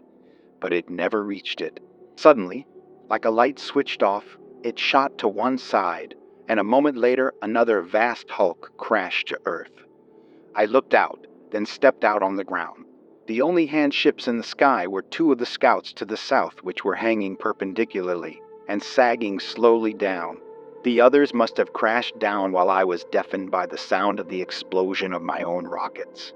Somebody hit the other repeller ray of one of the 2 remaining ships, and it fell out of sight beyond a hilltop. The other, farther away, drifted down diagonally, its disintegrator ray playing viciously over the ground below it. I shouted with exultation and relief. "Take back the command, boss," I yelled. His commands, sending out jumpers in pursuit of the descending ship, rang in my ears, but I paid no attention to them. Her padded helmet had absorbed much of the blow, I thought. Otherwise, her skull might have been fractured. "Oh, my head," she groaned, coming to as I lifted her gently in my arms and strode out in the open with her. "We must have won, dearest, did we?" "We most certainly did," I reassured her. "All but one crashed, and that one is drifting down toward the south. We've captured this one we're in intact. There was only one member of the crew aboard when we dove in." Less than an hour afterward, the big boss ordered the outfit to tune in ultraphones on 323 to pick up a translated broadcast of the Han intelligence office in New York from the Susquehanna station. It was in the form of a public warning and news item, and read as follows. "This is Public Intelligence Office. New York, broadcasting warning to navigators of private ships and news of public interest. The squadron of 7 ships, which left New York this morning to investigate the recent destruction of the GK 984 in the Wyoming Valley, has been destroyed by a series of mysterious explosions similar to those which wrecked the Guyot. The phones, viewplates, and all other signaling devices of 5 of the 7 ships ceased operating suddenly at approximately the same moment, about 7:49, according to the Han system of reckoning time. 7 and 49, 100ths after midnight. electroactivity registers applied to the territory of the Wyoming Valley remain dead. The intelligence office has no indication of the kind of disaster which overtook the squadron, except certain evidences of explosive phenomena similar to those in the case of the G. The office considers, as obvious, the deduction that the tribesmen have developed a new and as yet undetermined technique of attack on airships, and has recommended to the Heaven-born that immediate and unlimited authority be given the Navigation Intelligence Division to make an investigation of this technique and develop a defense against it. In the meantime, it urges that private navigators avoid this territory in particular, and in general hold as closely as possible to the official intercity routes, which now are being patrolled by the entire force of the military office, which is beaming the routes generously to a width of 10 miles. The military office reports that it is at present considering no retaliatory raids against the tribesmen. With the Navigation Intelligence Division, it holds that unless further evidence of the nature of the disaster is developed in the near future, the public interest will be better served, and at smaller cost of life, by a scientific research, then by attempts at research, then by attempts at retaliation, which may bring destruction on all ships engaging therein. So unless further evidence actually is developed, or the Heaven-born orders to the contrary, the military will hold to a defensive policy. Unofficial intimations from Lotan are to the effect that the Heaven Council has the matter under consideration. The Navigation Intelligence Office permits the broadcast of the following condensation of its detailed observations. The squadron proceeded to a position above the Wyoming Valley where the wreck of the GK-984 was known to be. From the record of its location finder for the wreck there, the bottom projectoscope relays of all ships registered the wreck of the GK-984. Teleprojectoscope views of the wreck and the bowl of the valley showed no evidence of the presence of tribesmen. Neither ship registers nor base registers showed any indication of electroactivity except from the squadron itself. On orders from the base squadron commander, the LED 248 LK 745 and LG 25 scouted southward at 3,000 feet. The GK 43 GK 981 and GK 220 stood above at 2,500 feet, and the GK-18 landed to permit personal inspection of the wreck by the Science Committee. The party debarked, leaving one man on board in the control cabin. He set all projectoscopes at universal focus except RB-3. This meant the third projectoscope from the bow of the ship, on the right-hand side of the lower deck, with which he followed the landing group as it walked around the wreck. The first abnormal phenomenon recorded by any of the instruments at base was that relayed automatically from projectoscope RB4 of the GK-18, which as the party disappeared from view in back of the wreck, recorded 2 green missiles of roughly cylindrical shape projected from the wreckage into the landing compartment of the ship. At such close range, these were not clearly defined, owing to the universal focus at which the projectoscope was set. The base captain of GK-18 at once ordered the man in the control room to investigate, and saw him leave the control room in compliance with this order. An instant later, confused sounds reached the control room electrophone, such as might be made by a man falling heavily, and footsteps reapproached the control room, a figure entering and leaving the control room hurriedly. The base captain now believes, and the stills of the photo records support his belief, that this was not the crew member who had been left in the control room. Before the base captain could speak to him, he left the room, nor was any response given to the attention signal the captain flashed throughout the ship. At this point, projectoscope RB-3 of the ship, now out of focus control, dimly showed the landing party walking back toward the ship. RB. Then, on both these instruments, a number of blinding explosives in rapid succession were seen, and the electrophone relays registered terrific concussions. The ship's electronic apparatus and projectoscopes apparatus went dead. Reports of the other ship's base observers and executives, backed by the photo records, show the explosions as taking place in the midst of the landing party as it returned, evidently unsuspicious, to the ship. Then, in rapid succession, they indicate that terrific explosions occurred inside and outside, then outside the three ships standing above close to their rep ray generators, and all signals from these ships thereupon went dead. Of the three ships scouting to the south, the LD 248 suffered an identical fate at the same moment. Its records add little to the knowledge of the disaster, but with the LK 745 and the LG25, it was different. The relay instruments of the LK 745 indicated the destruction by an explosion of the rear rep ray generator, and that the ship hung stern down for a short space, swinging like a pendulum. The forward view plates and indicators did not cease functioning, but their records are chaotic, except for one projectoscope still, which shows the bowl of the valley and the G key 981 falling, but no visible evidence of tribesmen. The control room viewplate is also a chaotic record of the ship's crew tumbling and falling to the rear wall. Then the forward rep ray generator exploded, and all signals went dead. The fate of the LG-25 was somewhat similar, except that this ship hung nose down and drifted on the wind southward as it slowly descended out of control. As its control room was shattered, verbal report from its action captain was precluded. The record of the interior rear view plate shows members of the crew climbing toward the rear rep ray generator in an attempt to establish manual control of it and increase the lift. One of these, from a machine which happened to be set in telescopic focus, shows several views of great value in picturing the falls of the other ships, and all of the rear projectoscope records enable the reconstruction in detail of the pendulum and torsional movements of the ship and its sag toward the earth, but none of the views showing the forest below contain any indication of tribesmen's presence. A final explosion put the ship out of commission at a height of 1,000 feet and at a 0.4 miles S by E of the center of the valley. The message ended with a repetition of the warning to other airmen to avoid the valley.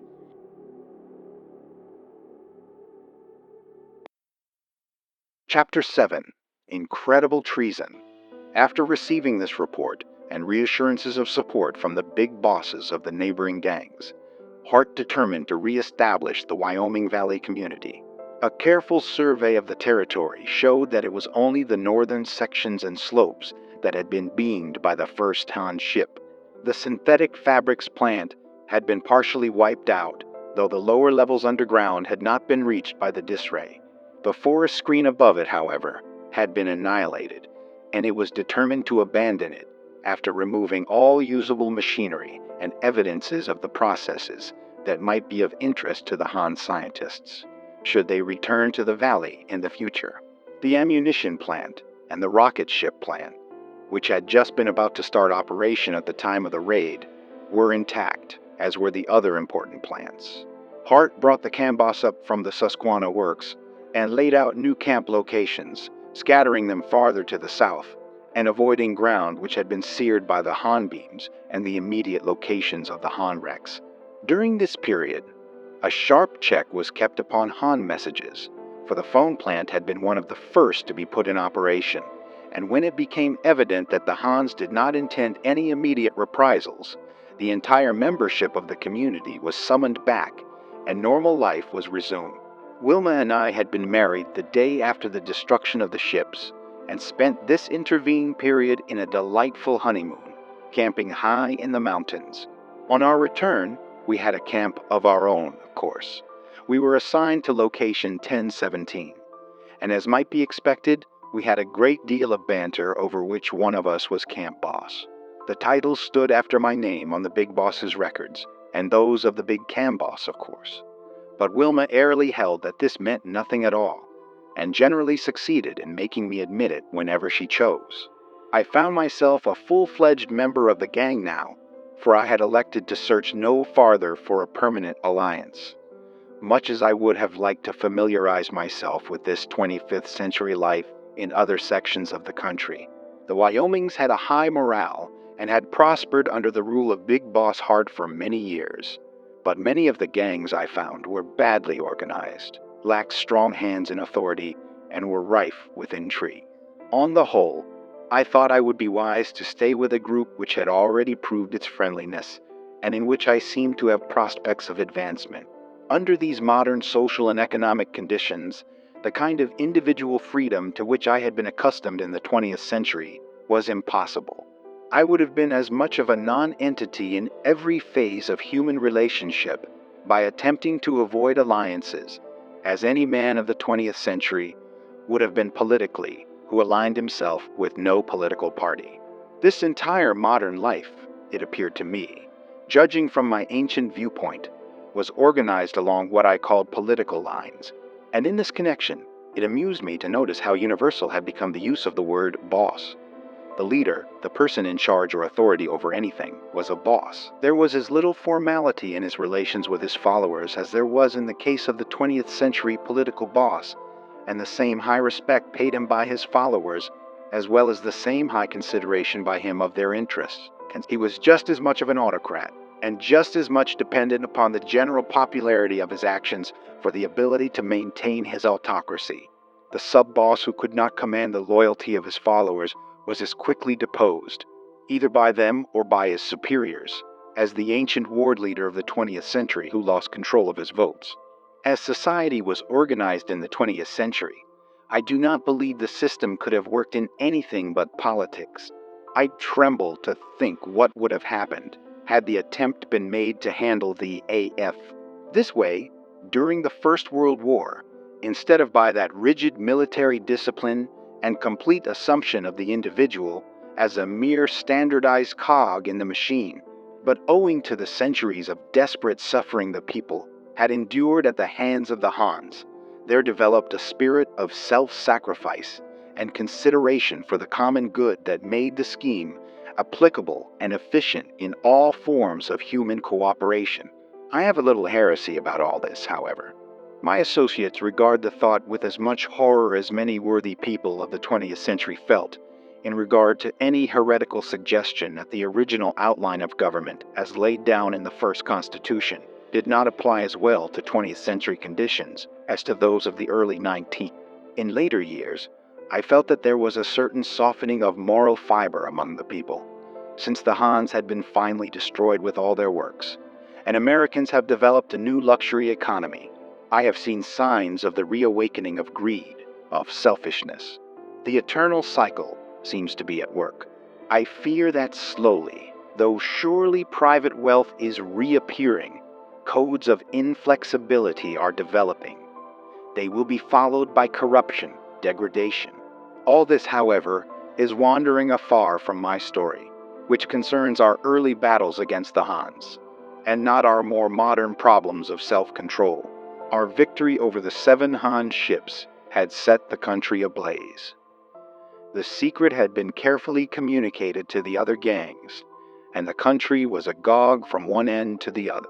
There was feverish activity in the ammunition plants, and the hunting of stray Han ships became an enthusiastic sport. The results were disastrous to our hereditary enemies. From the Pacific coast came the report of a great trans-Pacific liner of 75,000 tons, lift being brought to Earth from a position of invisibility above the clouds. A dozen Sacramentos had caught the hazy outlines of its rep rays approaching them, head-on, in the twilight, like ghostly pillars reaching into the sky.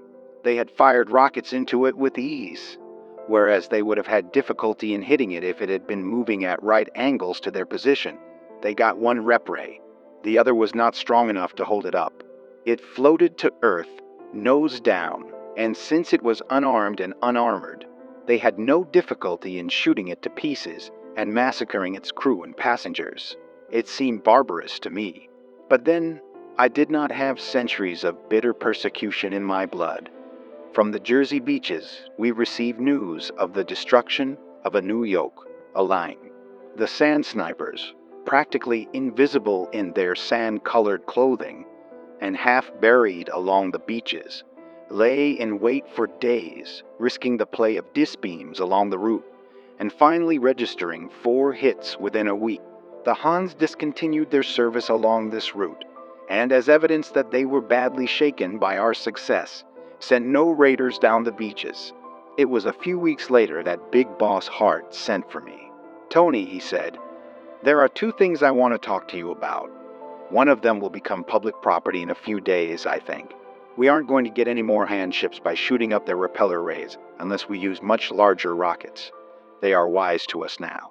They're putting armor of great thickness in the hulls of their ships below the rep ray machines, near Baja. Flo this morning, a party of Eries shot one without success. The explosion staggered her, but did not penetrate. As near as we can gather from their reports, their laboratories have developed a new alloy of great tensile strength and elasticity, which nevertheless lets the rep rays through like a sieve. Our reports indicate that the Eries rockets bounced off harmlessly.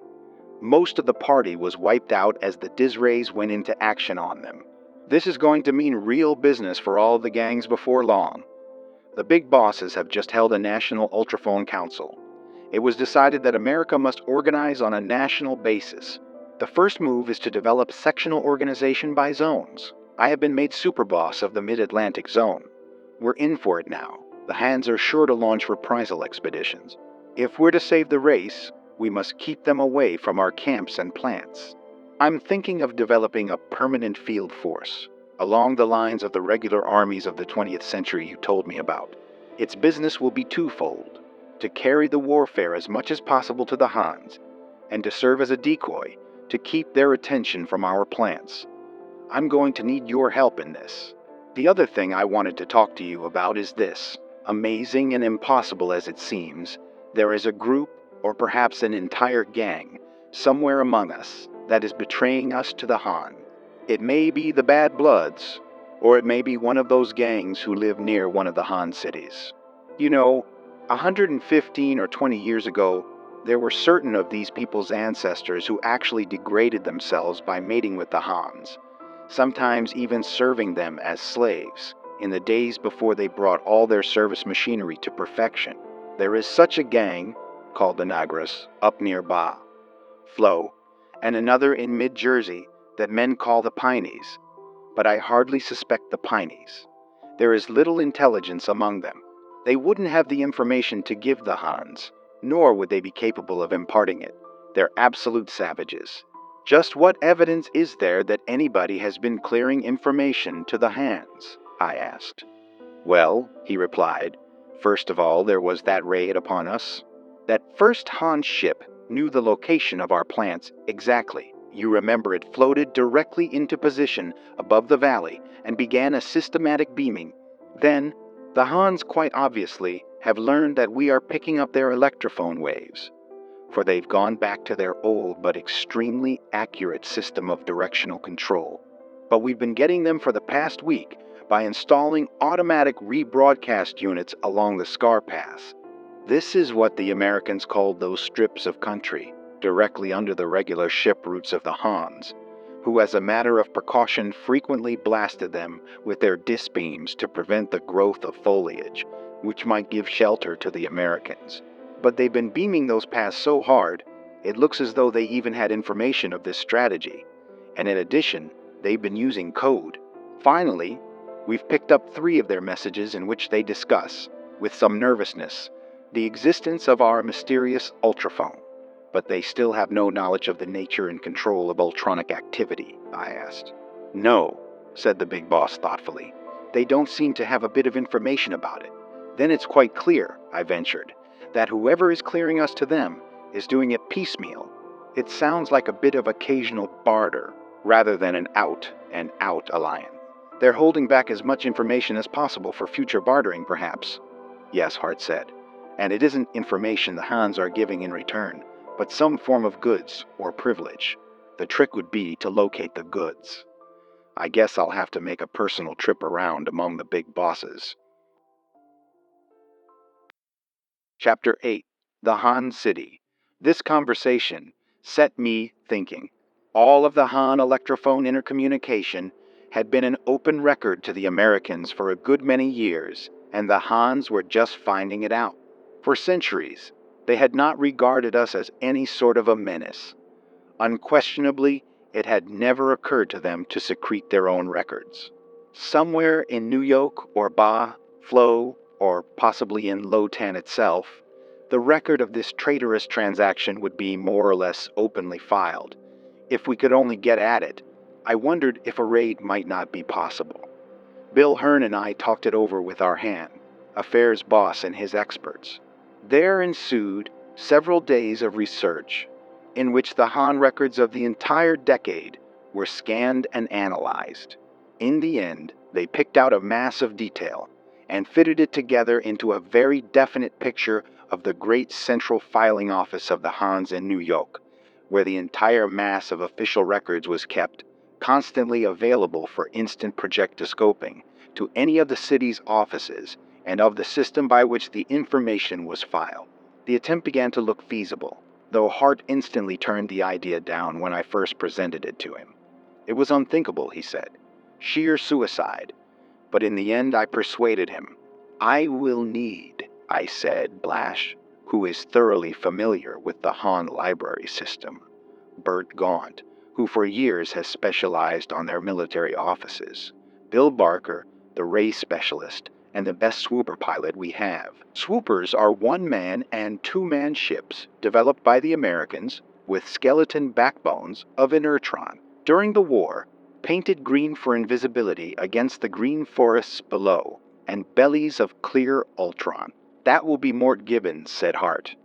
We've only got 3 swoopers left, Tony, but I'll risk one of them if you and the others will voluntarily risk your existences.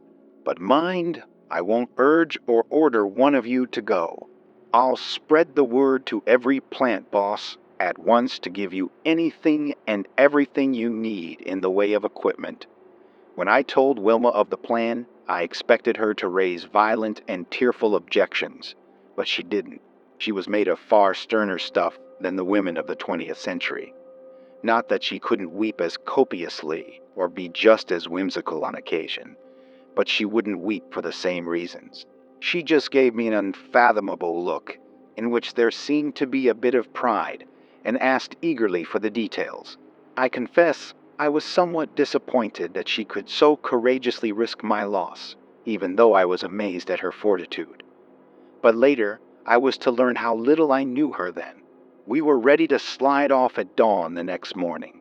I had kissed Wilma goodbye at our camp, and after a final conference over our plans, we boarded our craft and gently glided away over the treetops on a course, which, after crossing 3 routes of the hand ships, would take us out over the Atlantic off the Jersey coast, whence we would come up on New York from the ocean. Twice, we had to nose down and lie motionless on the ground ere a route while Han ships passed. Those were tense moments. Had the green back of our ship been observed, we would have been disintegrated in a second. But it wasn't. Once over the water, however, we climbed in a great spiral, 10 miles in diameter, until our altimeter registered 10 miles. Here, Gibbons shut off his rocket motor, and we floated far above the level of the Atlantic liners, whose course was well to the north of us anyhow, and waited for nightfall. Then Gibbons turned from his control long enough to grin at me. I have a surprise for you, Tony, he said, throwing back the lid of what I had supposed was a big supply case. And with a sigh of relief, Wilma stepped out of the case. If you go into zero, a common expression of the day for being annihilated by the disintegrator ray, you don't think I'm going to let you go alone, do you, Tony? I couldn't believe my ears last night when you spoke of going without me, until I realized that you are still 500 years behind the times in lots of ways. Don't you know, dear heart, that you offered me the greatest insult a husband could give a wife? You didn't, of course. The others, it seemed, had all been in on the secret, and now they would have kidded me unmercifully, except that Wilma's eyes blazed dangerously. At nightfall, we maneuvered to a position directly above the city. This took some time and calculation on the part of Bill Barker, who explained to me that he had to determine our point by ultronic bearings. The slightest resort to an electronic instrument, he feared, might be detected by our enemies' locators. In fact, we did not dare bring our swooper any lower than 5 miles, for fear that its capacity might be reflected in their instruments. Finally, however, he succeeded in locating above the central tower of the city. "If my calculations are as much as 10 feet off," he remarked with confidence, "I'll eat the tower. Now the rest is up to you, Mort. See what you can do to hold her steady." "No. Here, watch this indicator, the red beam, not the green one. See, if you keep it exactly centered on the needle, you're okay. The width of the beam represents 17 feet. The tower platform is 50 feet square, so we've got a good margin to work on." For several moments, we watched as Gibbons bent over his levers, constantly adjusting them with deft touches of his fingers. After a bit of wavering, the beam remained centered on the needle. "Now," I said, "let's drop." I opened the trap and looked down, but quickly shut it again when I felt the air rushing out of the ship into the rarefied atmosphere in a torrent. Gibbons literally yelled a protest from his instrument board. "I forgot," I mumbled. "Silly of me. Of course, we'll have to drop out of compartment." The compartment to which I referred was similar to those in some of the 20th century submarines. We all entered it. There was barely room for us to stand, shoulder to shoulder. With some struggles, we got into our special air helmets and adjusted the pressure. At our signal, Gibbons exhausted the air in the compartment, pumping it into the body of the ship, and as the little signal light flashed, Wilma threw open the hatch. Setting the Ultron wire reel, I climbed through and began to slide down gently. We all had our belts on, of course, adjusted to a weight balance of but a few ounces, and the 5-mile reel of Ultron wire that was to be our guide was of gossamer fineness, though, anyway, I believe it would have lifted the full weight of the 5 of us, so strong and tough was this invisible metal. As an extra precaution, since the wire was of the purest metal and therefore totally invisible, even in daylight, we all had our belts hooked on small rings that slid down the wire. I went down with the end of the wire. Wilma followed a few feet above me, then Barker, Gaunt, and Blash. Gibbons, of course, stayed behind to hold the ship in position and control the paying out of the line. We all had our ultraphones in place inside our air helmets, and so could converse with one another and with Gibbons. But at Wilma's suggestion, although we would have liked to let the big boss listen in, we kept them adjusted to short-range work for fear that those who had been clearing with the Hans and against whom we were on a raid for evidence might also pick up our conversation. We had no fear that the Hans would hear us. In fact, we had the added advantage that even after we landed, we could converse freely without danger of their hearing our voices through our air helmets. For a while I could see nothing below but utter darkness. Then I realized, from the feel of the air as much as from anything, that we were sinking through a cloud layer. We passed through 2 more cloud layers before anything was visible to us. Then there came under my gaze, about 2 miles below, one of the most beautiful sights I have ever seen, the soft yet brilliant radiance of the great Han city of New York. Every foot of its structural members seemed to glow with a wonderful incandescence, tower piled up on tower, and all built on the vast base mass of the city, which, so I had been told, sheared upward from the surface of the rivers to a height of 728 levels. The city, I noticed with some surprise, did not cover anything like the same area as the New York of the 20th century. It occupied, as a matter of fact, only the lower half of Manhattan Island, with one section straddling the East River and spreading out sufficiently over what once had been Brooklyn to provide berths for the great liners and other aircraft. Straight beneath my feet was a tiny dark patch. It seemed the only spot in the entire city that was not aflame with radiance. This was the central tower, in the top floors of which were housed the vast library of record files and the main projectoscope plant. "You can shoot the wire now," I ultrophoned Gibbons, and let go the little weighted knob. It dropped like a plummet, and we followed with considerable speed, but braking our descent with gloved hands sufficiently to see whether the knob, on which a faint light glowed as a signal for ourselves, might be observed by any handguard or night prowler. Apparently it was not, and we again shot down with accelerated speed. We landed on the roof of the tower without any mishap, and fortunately for our plan, in darkness. since there was nothing above it on which it would have been worthwhile to shed illumination, or from which there was any need to observe it. The Hans had neglected to light the tower roof, or indeed to occupy it at all. This was the reason we had selected it as our landing place. As soon as Gibbons had our word, he extinguished the knob light, and the knob, as well as the wire, became totally invisible. At our ultrophone word, he would light it again. No gunplay now, I warned. Swords only, and then only if absolutely necessary. Closely bunched, and treading as lightly as only inertron, belted people could, we made our way cautiously through a door and down an inclined plane to the floor below, where Gaunt and Blash assured us the military offices were located.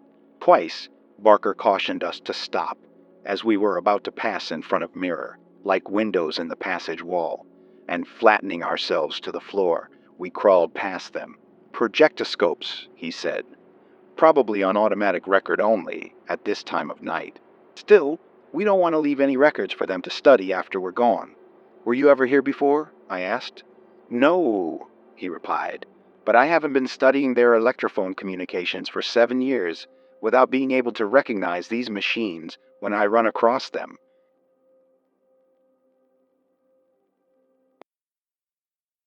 Chapter 9. The Fight in the Tower. So far, we had not laid eyes on a hand. Blash and Gaunt, however, assured me that there would be at least one man on duty in the military offices, though he would probably be asleep, and 2 or 3 in the library proper and the projectoscope plant. We've got to put them out of commission, I said. Did you bring the dope cans, Wilma? Yes, she said, 2 for each. Here, and she distributed them. We were now 2 levels below the roof, and at the point where we were to separate. I did not want to let Wilma out of my sight, but it was necessary. According to our plan, Barker was to make his way to the projectoscope plant, Blash and I to the library, and Wilma and Gaunt to the military office.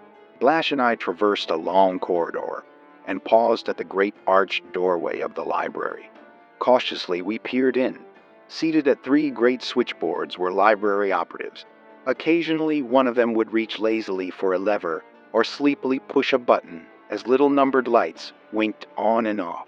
They were answering calls for electrograph and viewplate records on all sorts of subjects from all sections of the city. I apprised my companions of the situation. Better wait a bit, Blash added. The calls will lessen shortly. Wilma reported an officer in the military office sound asleep. Give him the can, then, I said. Barker was to do nothing more than keep watch in the projectoscope plant, and a few moments later, he reported himself, well concealed, with a splendid view of the floor. I think we can take a chance now, Blash said to me, and at my nod, he opened the lid of his dope can. Of course, the fumes did not affect us through our helmets. They were absolutely without odor or visibility, and in a few seconds the librarians were unconscious. We stepped into the room. There ensued considerable cautious observation and experiment on the part of Gaunt, working from the military office, and Blash in the library, while Wilma and I, with drawn swords and sharply attuned microphones, stood guard and occasionally patrolled nearby corridors. I hear something approaching, Wilma said after a bit, with excitement in her voice. It's a soft gliding sound. That's an elevator somewhere, Barker cut in from the projectoscope floor. Can you locate it? I can't hear it. It's to the east of me, she replied. And to my west, said I, faintly catching it. It's between us, Wilma, and nearer you than me. Be careful. Have you got any information yet, Blash and Gaunt? Getting it now, one of them replied. Give us 2 minutes more. Keep at it then, I said. We'll guard. The soft, gliding sound ceased. I think it's very close to me, Wilma almost whispered. Come closer, Tony. I have a feeling something is going to happen. I've never known my nerves to get taut like this without reason. In some alarm, I launched myself down the corridor in a great leap toward the intersection, whence I knew I could see her. In the middle of my leap, my ultrophone registered her gasp of alarm. The next instant, I glided to a stop at the intersection to see Wilma backing toward the door of the military office, her sword red with blood. and an inert form on the corridor floor. Two other hands were circling to either side of her with wicked-looking knives, while a third, evidently a high officer, judging by the resplendence of his garb, tugged desperately to get an electrophone instrument out of a bulky pocket. If he ever gave the alarm, there was no telling what might happen to us. I was at least 70 feet away, but I crouched low and sprang with every bit of strength in my legs. It would be more correct to say that I dived, for I reached the fellow head-on, with no attempt to draw my legs beneath me. Some instinct must have warned him, for he turned suddenly as I hurtled close to him, but by this time I had sunk close to the floor and had stiffened myself rigidly, lest a dragging knee or foot might just prevent my reaching him. I brought my blade upward and over. It was a vicious slash that laid him open, bisecting him from groin to chin, and his dead body toppled down on me as I slid to a tangled stop. The other two, startled, turned. Wilma leapt at one and struck him down with a side slash. I looked up at this instant, and the dazed fear on his face at the length of her leap registered vividly. The Hans knew nothing of our inertron belts, it seemed, and these leaps and dives of ours filled them with terror. As I rose to my feet, a gory mess, Wilma, with a poise and speed which I found time to admire even in this crisis, again leaped. This time she dove head first as I had done, and with a beautifully executed thrust, ran the last hand through the throat. Uncertainly, she scrambled to her feet, staggered queerly, and then sank gently prone on the corridor. She had fainted. At this juncture, Blash and Gaunt reported with elation that they had the record we wanted. Back to the roof. Everybody, I ordered as I picked Wilma up in my arms. With her inertron belt, she felt as light as a feather. Gaunt joined me at once from the military office, and at the intersection of the corridor, we came upon Blash waiting for us. Barker, however, was not in evidence. "Where are you, Barker?" I called. "Go ahead," he replied. "I'll be with you on the roof at once." We came out in the open without any further mishap, and I instructed Gibbons in the ship to light the knob on the end of the Ultron wire. It flashed dully a few feet away from us. Just how he had maneuvered the ship to keep our end of the line in position, without it swinging in a tremendous arc, I have never been able to understand. Had not the night been an unusually still one, he could not have checked the initial pendulum-like movements. As it was, there was considerable air current at certain of the levels, and in different directions too. But Gibbons was an expert of rare ability and sensitivity in the handling of a rocket ship, and he managed, with the aid of his delicate instruments, to sense the drifts almost before they affected the fine Ultron wire, and to neutralize them with little shifts in the position of the ship. Blash and Gaunt fastened their rings to the wire, and I hooked my own and Wilma's on too. But on looking around, I found Barker was still missing. "Barker, come," I called. "We're waiting." "Coming," he replied. And indeed, at that instant, his figure appeared up the ramp. He chuckled as he fastened his ring to the wire, and said something about a little surprise he had left for the Hans. "Don't reel in the wire more than a few 100 feet, I instructed Gibbons. "It will take too long to wind it in. We'll float up, and when we're aboard, we can drop it." In order to float up, we had to dispense with a pound or two of weight apiece. We hurled our swords from us, and kicked off our shoes as Gibbons reeled up the line a bit, and then, letting go of the wire, began to hum upward on our rings with increasing velocity. The rush of air brought Wilma too, and I hastily explained to her that we had been successful. Receding far below us now, I could see our dully shining knob swinging to and fro in an ever-widening arc as it crossed and recrossed the black square of the tower roof. As an extra precaution, I ordered Gibbons to shut off the light and to show one from the belly of the ship, for so great was our speed now that I began to fear we would have difficulty in checking ourselves. We were literally falling upward, and with terrific acceleration. Fortunately, we had several minutes in which to solve this difficulty, which none of us, strangely enough, had foreseen. It was Gibbons who found the answer. "You'll be all right if all of you grab the wire tight when I give the word," he said. "First, I'll start reeling it in at full speed. You won't get much of a jar, and then I'll decrease its speed again gradually, and its weight will hold you back. Are you ready? 1, 2, 3. We all grabbed tightly with our gloved hands as he gave the word. We must have been rising a good bit faster than he figured, however, for it wrenched our arms considerably, and the maneuver set up a sickening pendulum motion. For a while, all we could do was swing there in an arc that may have been a quarter of a mile across, about 3.5 miles above the city, and still more than a mile from our ship. Gibbons skillfully took up the slack as our momentum pulled up the line. Then at last we had ourselves under control again, and continued our upward journey, checking our speed somewhat with our gloves. There was not one of us who did not breathe a big sigh of relief when we scrambled through the hatch safely into the ship again, cast off the Ultron line, and slammed the trap shut, little realizing that we had a still more terrible experience to go through. We discussed the information Blash and Gaunt had between them extracted from the Han records, and the advisability of ultraphoning Hart at once.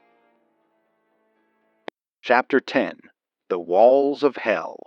The traitors were, it seemed, a degenerate gang of Americans located a few miles north of New York on the wooded banks of the Hudson, the Sinsings.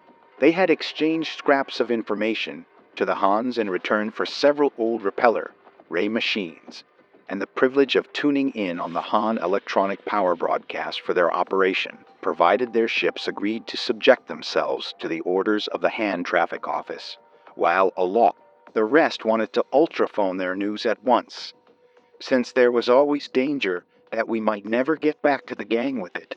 I objected, however. The Sinsings would be likely to pick up our message. Even if we used the directional projector, they might have scouts out to the west and south in the big intergang stretches of country. They would flee to New York and escape the punishment they merited. It seemed to be vitally important that they should not, for the sake of example to other weak groups among the American gangs, as well as to prevent a crisis in which they might clear more vital information to the enemy. Out to sea again, I ordered Gibbons. They'll be less likely to look for us in that direction. Easy, boss, easy, he replied. Wait until we get up a mile or two more. They must have discovered evidences of our raid by now, and their disray wall may go in operation any moment. Even as he spoke, the ship lurched downward and to one side. There it is, he shouted. Hang on, everybody. We're going to nose straight up, and he flipped the rocket, motor control wide open. Looking through one of the rear ports, I could see a nebulous, luminous ring, and on all sides the atmosphere took on a faint iridescence. We were almost over the destructive range of the disintegrator. Ray Wall, a hollow cylinder of annihilation, shooting upward from a solid ring of generators surrounding the city. It was the main defense system of the Hans, which had never been used except in periodic tests. They may or may not have suspected that an American rocket ship was within the cylinder. Probably they had turned on their generators more as a precaution to prevent any reaching a position above the city. But even at our present great height, we were in great danger. It was a question how much we might have been harmed by the rays themselves, for their effective range was not much more than 7 or 8 miles. The greater danger lay in the terrific downward rush of air within the cylinder to replace that which was being burned into nothingness by the continual play of the disintegrators. The air fell into the cylinder with the force of a gale. It would be rushing toward the wall from the outside with terrific force also. But naturally, the effect was intensified on the interior. Our ship vibrated and trembled. We had only one chance of escape, to fight our way well above the current. To drift down with it meant ultimately and inevitably to be sucked into the destruction wall at some lower level. But very gradually and jerkily, our upward movement, as shown on the indicators, began to increase, and after an hour of desperate struggle, we were free of the maelstrom and into the rarefied upper levels. The terror beneath us was now invisible through several layers of cloud formations. Gibbons brought the ship back to an even keel and drove her eastward into one of the most brilliantly gorgeous sunrises I have ever seen. We described a great circle to the south and west in a long, easy dive, for he had cut out his rocket motors to save them as much as possible. We had drawn terrifically on their fuel reserves in our battle with the elements. For the moment, the atmosphere below cleared, and we could see the Jersey coast far beneath, like a great map. "We're not through yet," remarked Gibbons suddenly, pointing at his periscope and adjusting it to telescopic focus. "A Han ship, and a drop ship at that, and he's seen us. If he whips that beam of his on us, we're done." I gazed, fascinated, at the viewplate. What I saw was a cigar-shaped ship not dissimilar to our own in design, and from the proportional size of its ports, of about the same size as our swoopers. We learned later that they carried crews, for the most part of not more than 3 or 4 men. They had streamlined hulls and tails that embodied universal, jointed double fish tail rudders. In operation, they rose to great heights on their powerful repeller rays, then gathered speed either by a straight nose dive or an inclined dive in which they sometimes used the repeller ray slanted at a sharp angle. He was already above us, though several miles to the north. He could, of course, try to get on our tail and spear us with his beam as he dropped at us from a great height.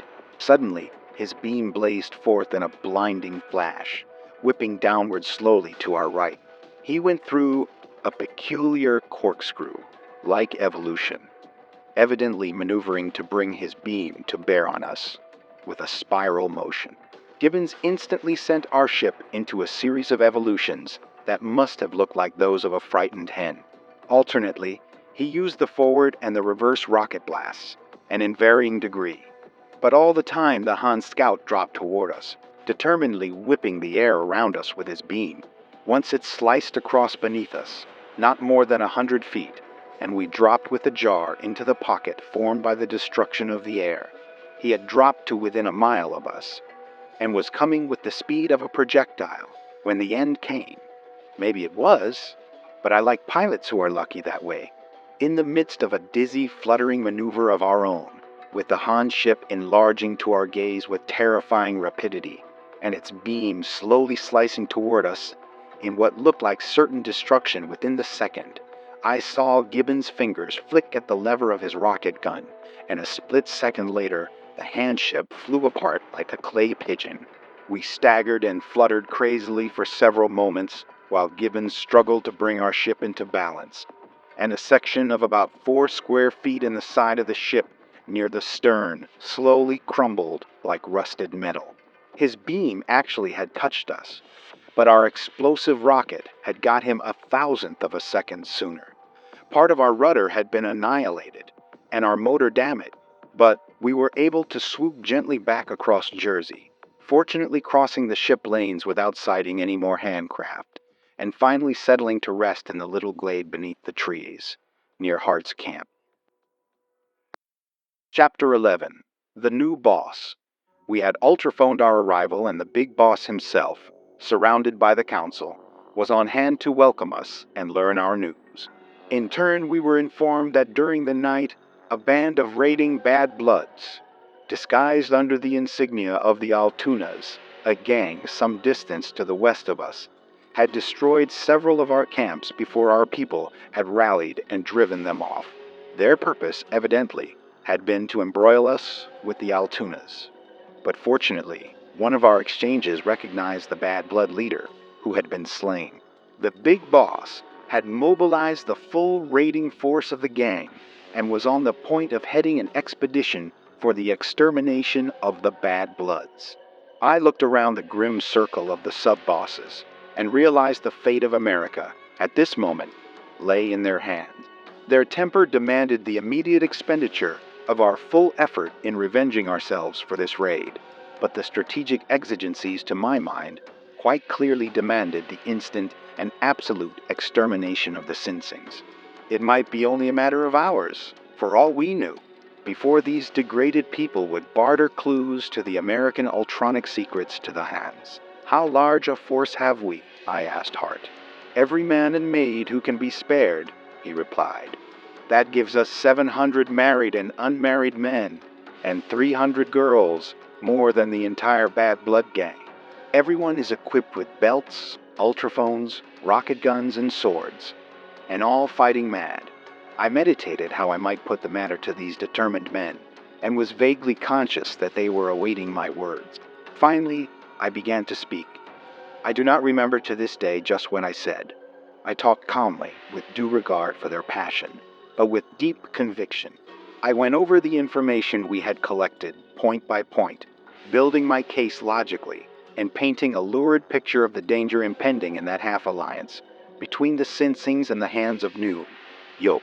I became impassioned, culminating, I believe, with a vow to proceed single-handed against the hereditary enemies of our race, if the Wyomings were blindly set on placing a gang feud ahead of honor and duty, and the hopes of all America. As I concluded, a great calm came over me, as of one detached. I had felt much the same way during several crises in the First World War. I gazed from face to face, striving to read their expressions, and in a mood to make good my threat without any further heroics, if the decision was against me. But it was Hart who sensed the temper of the council more quickly than I did, and looked beyond it into the future. He arose from the tree trunk on which he had been sitting. "That settles it," he said, looking around the ring. "I have felt this thing coming on for some time now. I'm sure the council agrees with me that there is among us a man more capable than I to boss the Wyoming gang, despite his handicap of having had all too short a time in which to familiarize himself with our modern ways and facilities. Whatever I can do to support his effective leadership, at any cost, I pledge myself to do." As he concluded, he advanced to where I stood, and taking from his head the green-crested helmet that constituted his badge of office, to my surprise, he placed it in my mechanically extended hand. The roar of approval that went up from the council members left me dazed. Somebody ultraphoned the news to the rest of the gang, and even though the ear flaps of my helmet were turned up, I could hear the cheers with which my invisible followers greeted me, from near and distant hillsides, camps, and plants. My first move was to make sure that the phone boss, in communicating this news to the members of the gang, had not rebroadcast my talk nor mentioned my plan of shifting the attack from the Bad Bloods to the Sinsing. I was relieved by his assurance that he had not, for it would have wrecked the whole plan. Everything depended upon our ability to surprise the Sinsings. So I pledged the council and my companions to secrecy, and allowed it to be believed that we were about to take to the air and the trees against the Bad Bloods. That outfit must have been badly scared, the way they were burning the ether with ultraphone alibis and propaganda for the benefit of the more distant gangs. It was their old game, and the only method by which they had avoided extermination long ago from their immediate neighbors. These appeals to the spirit of American brotherhood, addressed to gangs too far away to have had the sort of experience with them that had fallen to our lot, I chuckled. Here was another good reason for the shift in my plans. Were we actually to undertake the exterminations of the Bad Bloods at once, it would have been a hard job to convince some of the gangs that we had not been precipitate and unjustified. Jealousies and prejudices existed. There were gangs which would give the benefit of the doubt to the Bad Bloods rather than to ourselves, and the issue was now hopelessly beclouded with the clever lies that were being broadcast in an unceasing stream. But the extermination of the Sinsings would be another thing. In the first place, there would be no warning of our action until it was all over, I hope. In the second place, we would have indisputable proof, in the form of their rep-ray ships and other paraphernalia, of their traffic with the Hans, and the state of American prejudice, at the time of which I write, held trafficking with the Hands a far more heinous thing than even a vicious gang feud. I called an executive session of the council at once. I wanted to inventory our military resources. I created a new office on the spot, that of control boss, and appointed Ned Garland to the post, turning over his former responsibility as plants boss to his assistant. I needed someone, I felt, to tie in the records of the various functional activities of the campaign and take over from me the task of keeping the records of them up to the minute. I received reports from the bosses of the ultraphone unit and those of food, transportation, fighting gear, chemistry, electronic activity, and electrophone intelligence, ultrascopes, air patrol, and contact guard.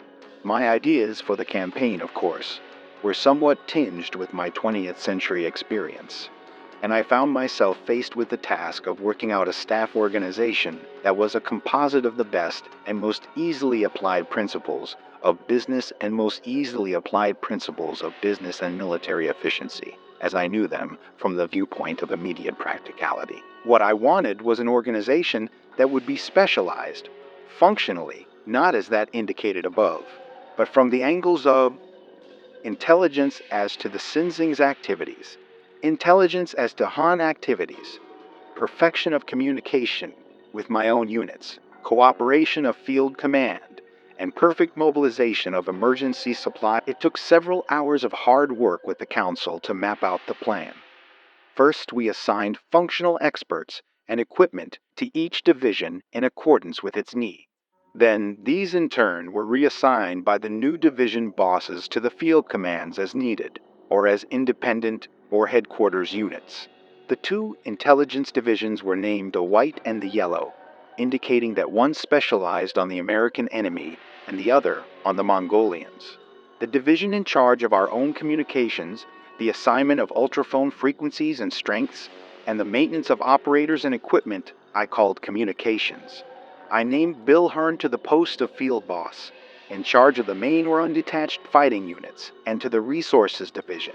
We finally completed our organization with the assignment of liaison representatives among the various divisions as needed.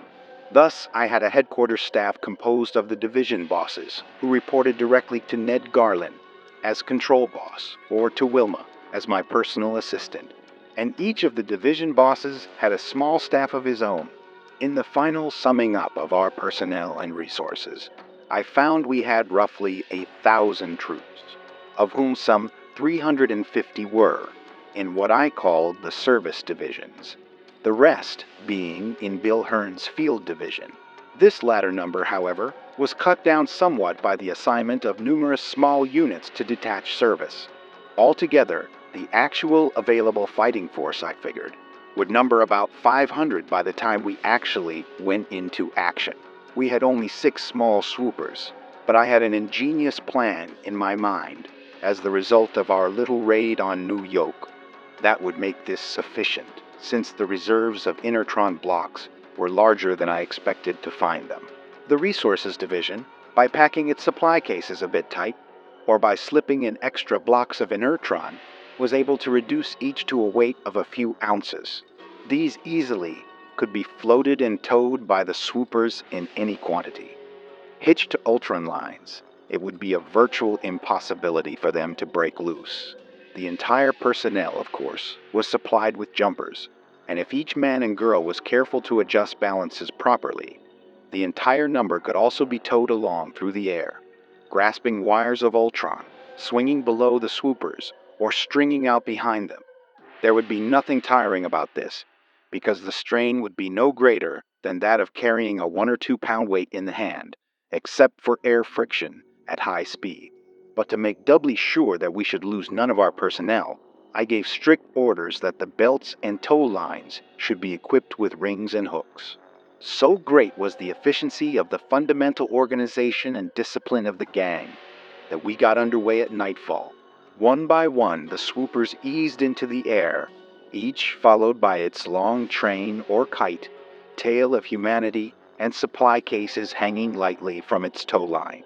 For convenience, the tow lines were made of an alloy of Ultron which, unlike the metal itself, is visible. At first, these tails hung downward, but as the ship swung into formation and headed eastward toward the Bad Blood territory, gathering speed, they began to string out behind, and swinging low from each ship on heavily weighted lines, ultrascope, ultraphone, and straight vision observers keenly scanned the countryside, while intelligence men in the swoopers above bent over their instrument boards and viewplates.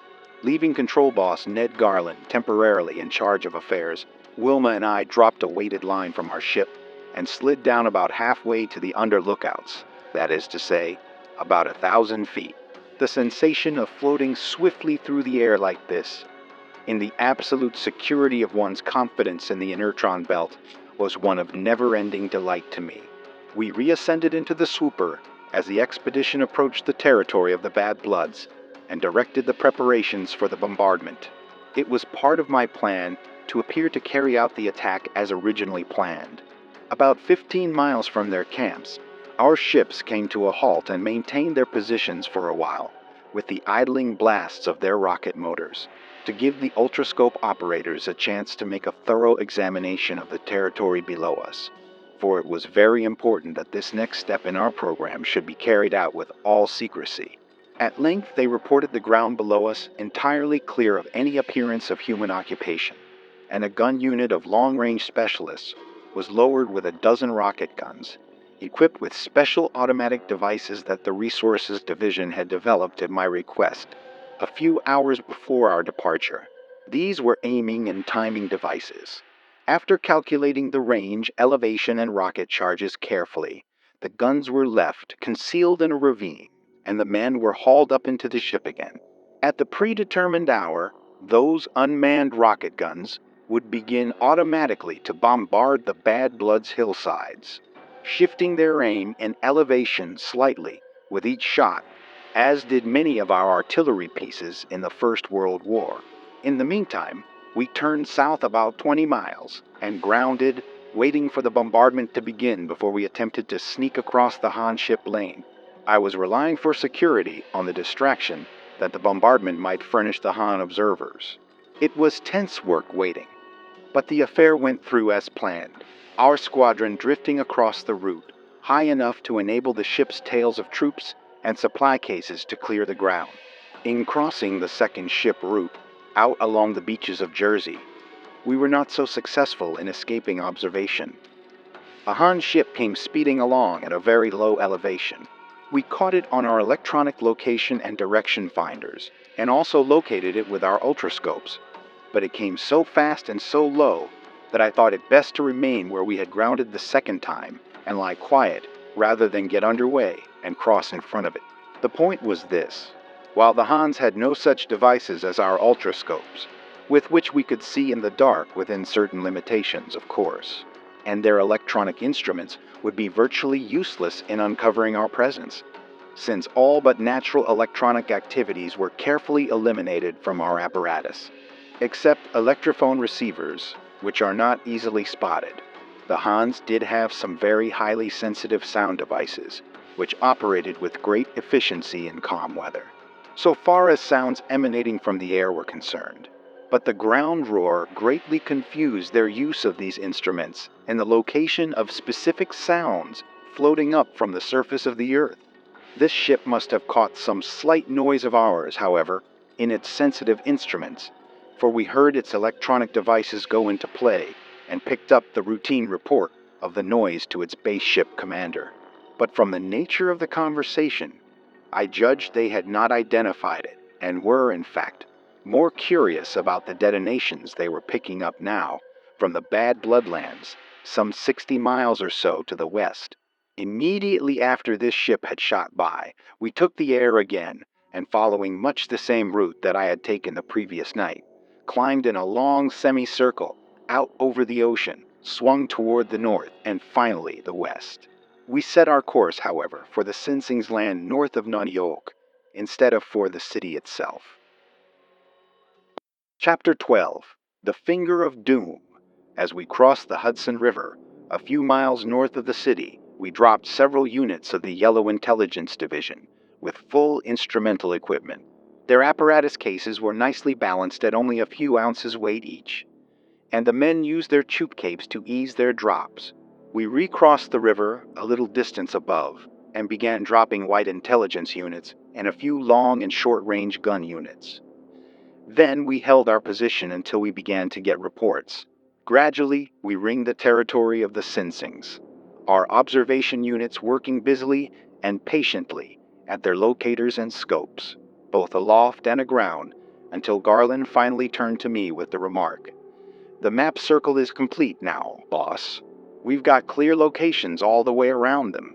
"Let me see it," I replied, and studied the illuminated viewplate map with its little overlapping circles of light that indicated spots proved clear of the enemy by ultrascopic observation. I nodded to Bill Hearn. "Go ahead now, Hearn," I said, "and place your barrage men." He spoke into his ultraphone, and 3 of the ships began to glide in a wide ring around the enemy territory. Every few seconds, at the word from his unit boss, a gunner would drop off the wire and, slipping the clasp of his chute cape, drift down into the darkness below. Bill formed 2 lines, parallel to and facing the river, and enclosing the entire territory of the enemy between them. Above and below, straddling the river, were 2 defensive lines. These latter were merely to hold their positions. The others were to close in toward each other, pushing a high-explosive barrage 5 miles ahead of them. When the 2 barrages met, both lines were to switch to short-vision range barrage and continue to close in on any of the enemy who might have drifted through the previous curtain of fire. In the meantime, Bill kept his reserves, a picked corps of 100 men, the same that had accompanied Hart and myself in our fight with the Hans Squadron, in the air, divided about equally among the kite, tails of 4 ships.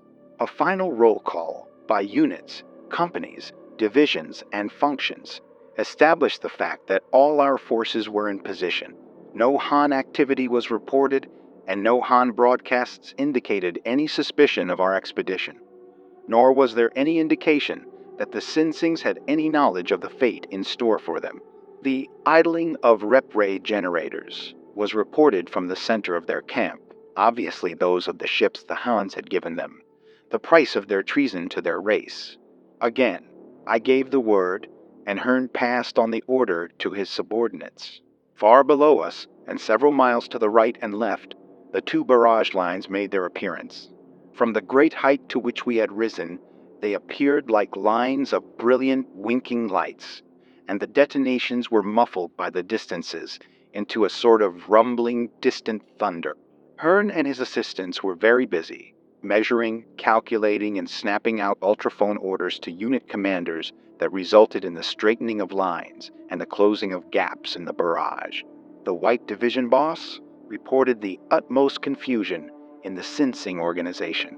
They were, as might be expected, an inefficient, loosely disciplined gang, and repeated broadcasts for help to neighboring gangs. Ignoring the fact that the Mongolians had not used explosives for many generations, they nevertheless jumped at the conclusion that they were being raided by the Hans. Their frantic broadcasts persisted in this thought despite the nervous electrophonic inquiries of the Hans themselves, to whom the sound of the battle was evidently audible, and who were trying to locate the trouble. At this point, the swooper I had sent south toward the city went into action as a diversion to keep the Hans at home.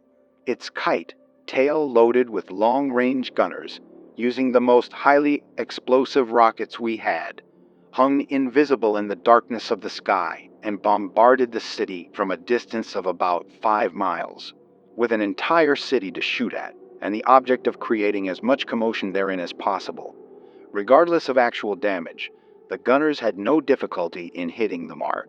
I could see the glow of the city and the stabbing flashes of exploding rockets.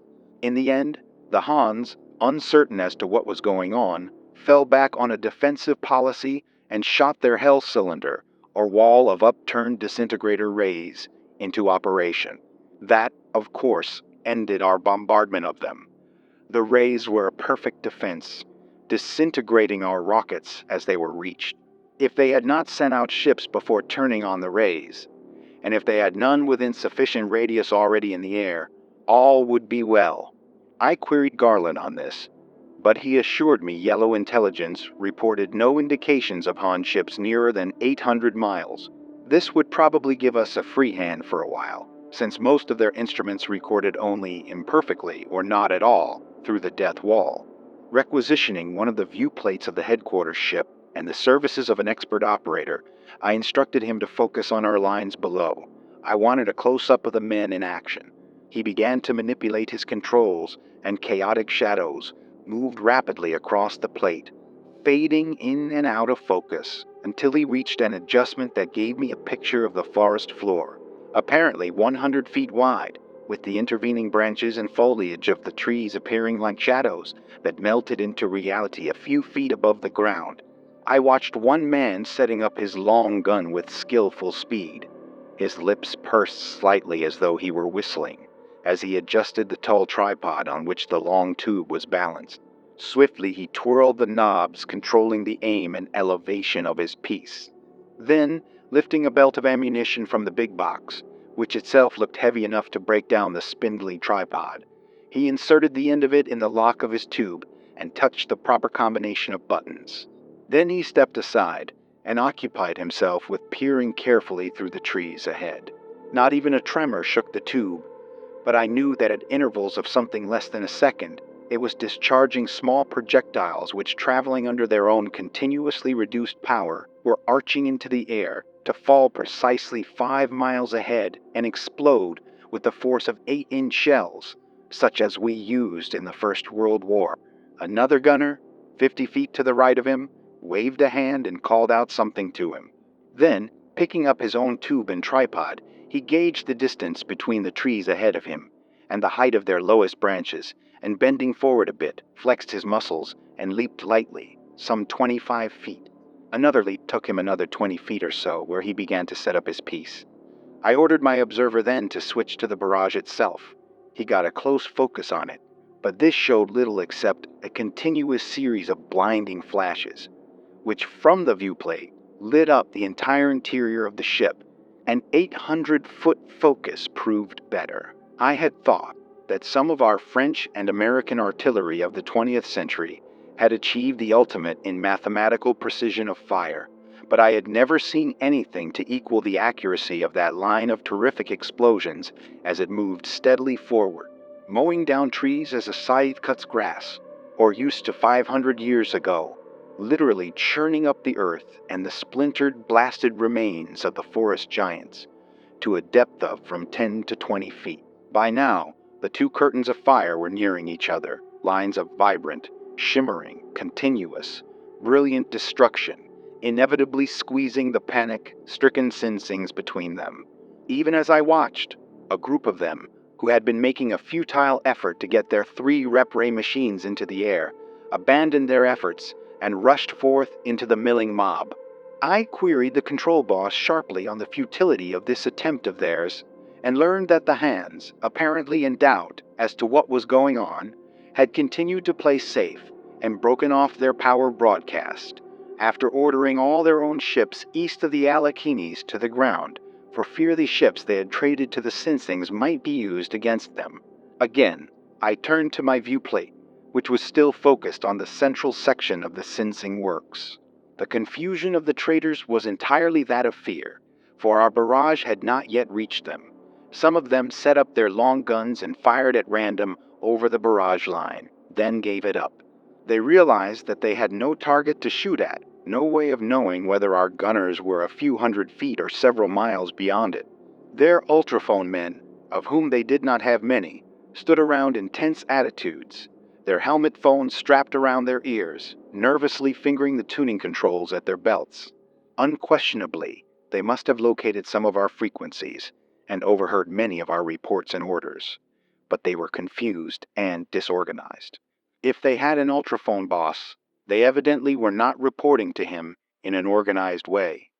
They were beginning to draw back now before our advancing fire. With intermittent desperation, they began to shoot over our barrage again, and the explosions of their rockets flashed at widely scattered points beyond. A few took distance pot shots. Oddly enough, it was our own forces that suffered the first casualties in the battle. Some of these distance shots, by chance, registered hits, while our men were under strict orders not to exceed their barrage distances. Seen upon the ultrascope viewplate, the battle looked as though it were being fought in daylight, perhaps on a cloudy day, while the explosions of the rockets appeared as flashes of extra brilliance. The two barrage lines were not more than 500 feet apart when the Sinsings resorted to tactics we had not foreseen. We noticed first that they began to lighten themselves by throwing away extra equipment. A few of them in their excitement threw away too much and shot suddenly into the air. Then a scattering few floated up gently, followed by increasing numbers, while still others, preserving a weight balance, jumped toward the closing barrages and leaped high, hoping to clear them. Some succeeded. We saw others blown about like leaves in a windstorm, to crumple and drift slowly down, or else to fall into the barrage, their belts blown from their bodies. However, it was not part of our plan to allow a single one of them to escape and find his way to the Hans. I quickly passed the word to Bill Hearn to have the alternate men in his line raise their barrages and heard him bark out a mathematical formula to the unit bosses. We backed off our ships as the explosions climbed into the air in stagger formation until they reached a height of 3 miles. I don't believe any of the Sinsings who tried to float away to freedom succeeded. But we did know later that a few who leaped the barrage got away and ultimately reached New York. It was those who managed to jump the barrage who gave us the most trouble. With half of our long guns turned aloft, I foresaw we would not have enough to establish successive ground barrages, and so ordered the barrage back 2 miles, from which positions our curtains began to close in again. This time, however, gauged to explode, not on contact, but 30 feet in the air. This left little chance for the Sinsings to leap either over or under it. Gradually, the 2 barrages approached each other until they finally met, and in the gray dawn the battle ended. Our own casualties amounted to 47 men in the ground forces, 18 of whom had been slain in hand-to-hand fighting with the few of the enemy who managed to reach our lines, and 62 in the crew and kite, tail force of Swooper number 4, which had been located by one of the enemy's ultrascopes and brought down with long gun fire. Since nearly every member of the Sinsing gang had, so far as we knew, been killed, we considered the raid a great success. It had, however, a far greater significance than this to all of us who took part in the expedition. The effectiveness of our barrage tactics definitely established a confidence in our ability to overcome the Hands. As I pointed out to Wilma, it has been my belief all along, dear, that the American explosive rocket is a far more efficient weapon than the disintegrator ray of the Hands. Once we can train all our gangs to use it systematically and in coordinated fashion, as a weapon in the hands of a single individual, shooting at a mark in direct line of vision, the rocket gun is inferior in destructive power to the dis ray, except as its range may be a little greater. The trouble is that to date it has been used only as we used our rifles and shotguns in the 20th century. The possibilities of its use as artillery, in laying barrages that advance along the ground or climb into the air, are tremendous. The dis ray inevitably reveals its source of emanation. The rocket gun does not. The dis ray can reach its target only in a straight line. The rocket may be made to travel in an arc over intervening obstacles to an unseen target. Nor must we forget that our ultranists now are promising us a perfect shield against the dis ray in Inertron. I tremble, though, Tony dear, when I think of the horrors that are ahead of us. The Hans are clever. They will develop defenses against our new tactics, and they are sure to mass against us not only the full force of their power in America, but the united forces of the world empire. They are a cowardly race in one sense, but clever as the very devils in hell, and inheritors of a calm, ruthless, vicious persistency. Nevertheless, I prophesied the finger of doom points squarely at them today, and unless you and I are killed in the struggle, we shall live to see America blast the yellow blight from the face of the earth. Hey, sci-fi horror fans, it's Simon. You made it to the end. Thank you for listening to the whole story. If you enjoyed this, make sure to give it a thumbs up. Also, if you'd like to officially support the Dark Cosmos, you can do so by clicking on the Join button. Membership starts at only $5. Until next time, everyone, and remember, stay cosmic.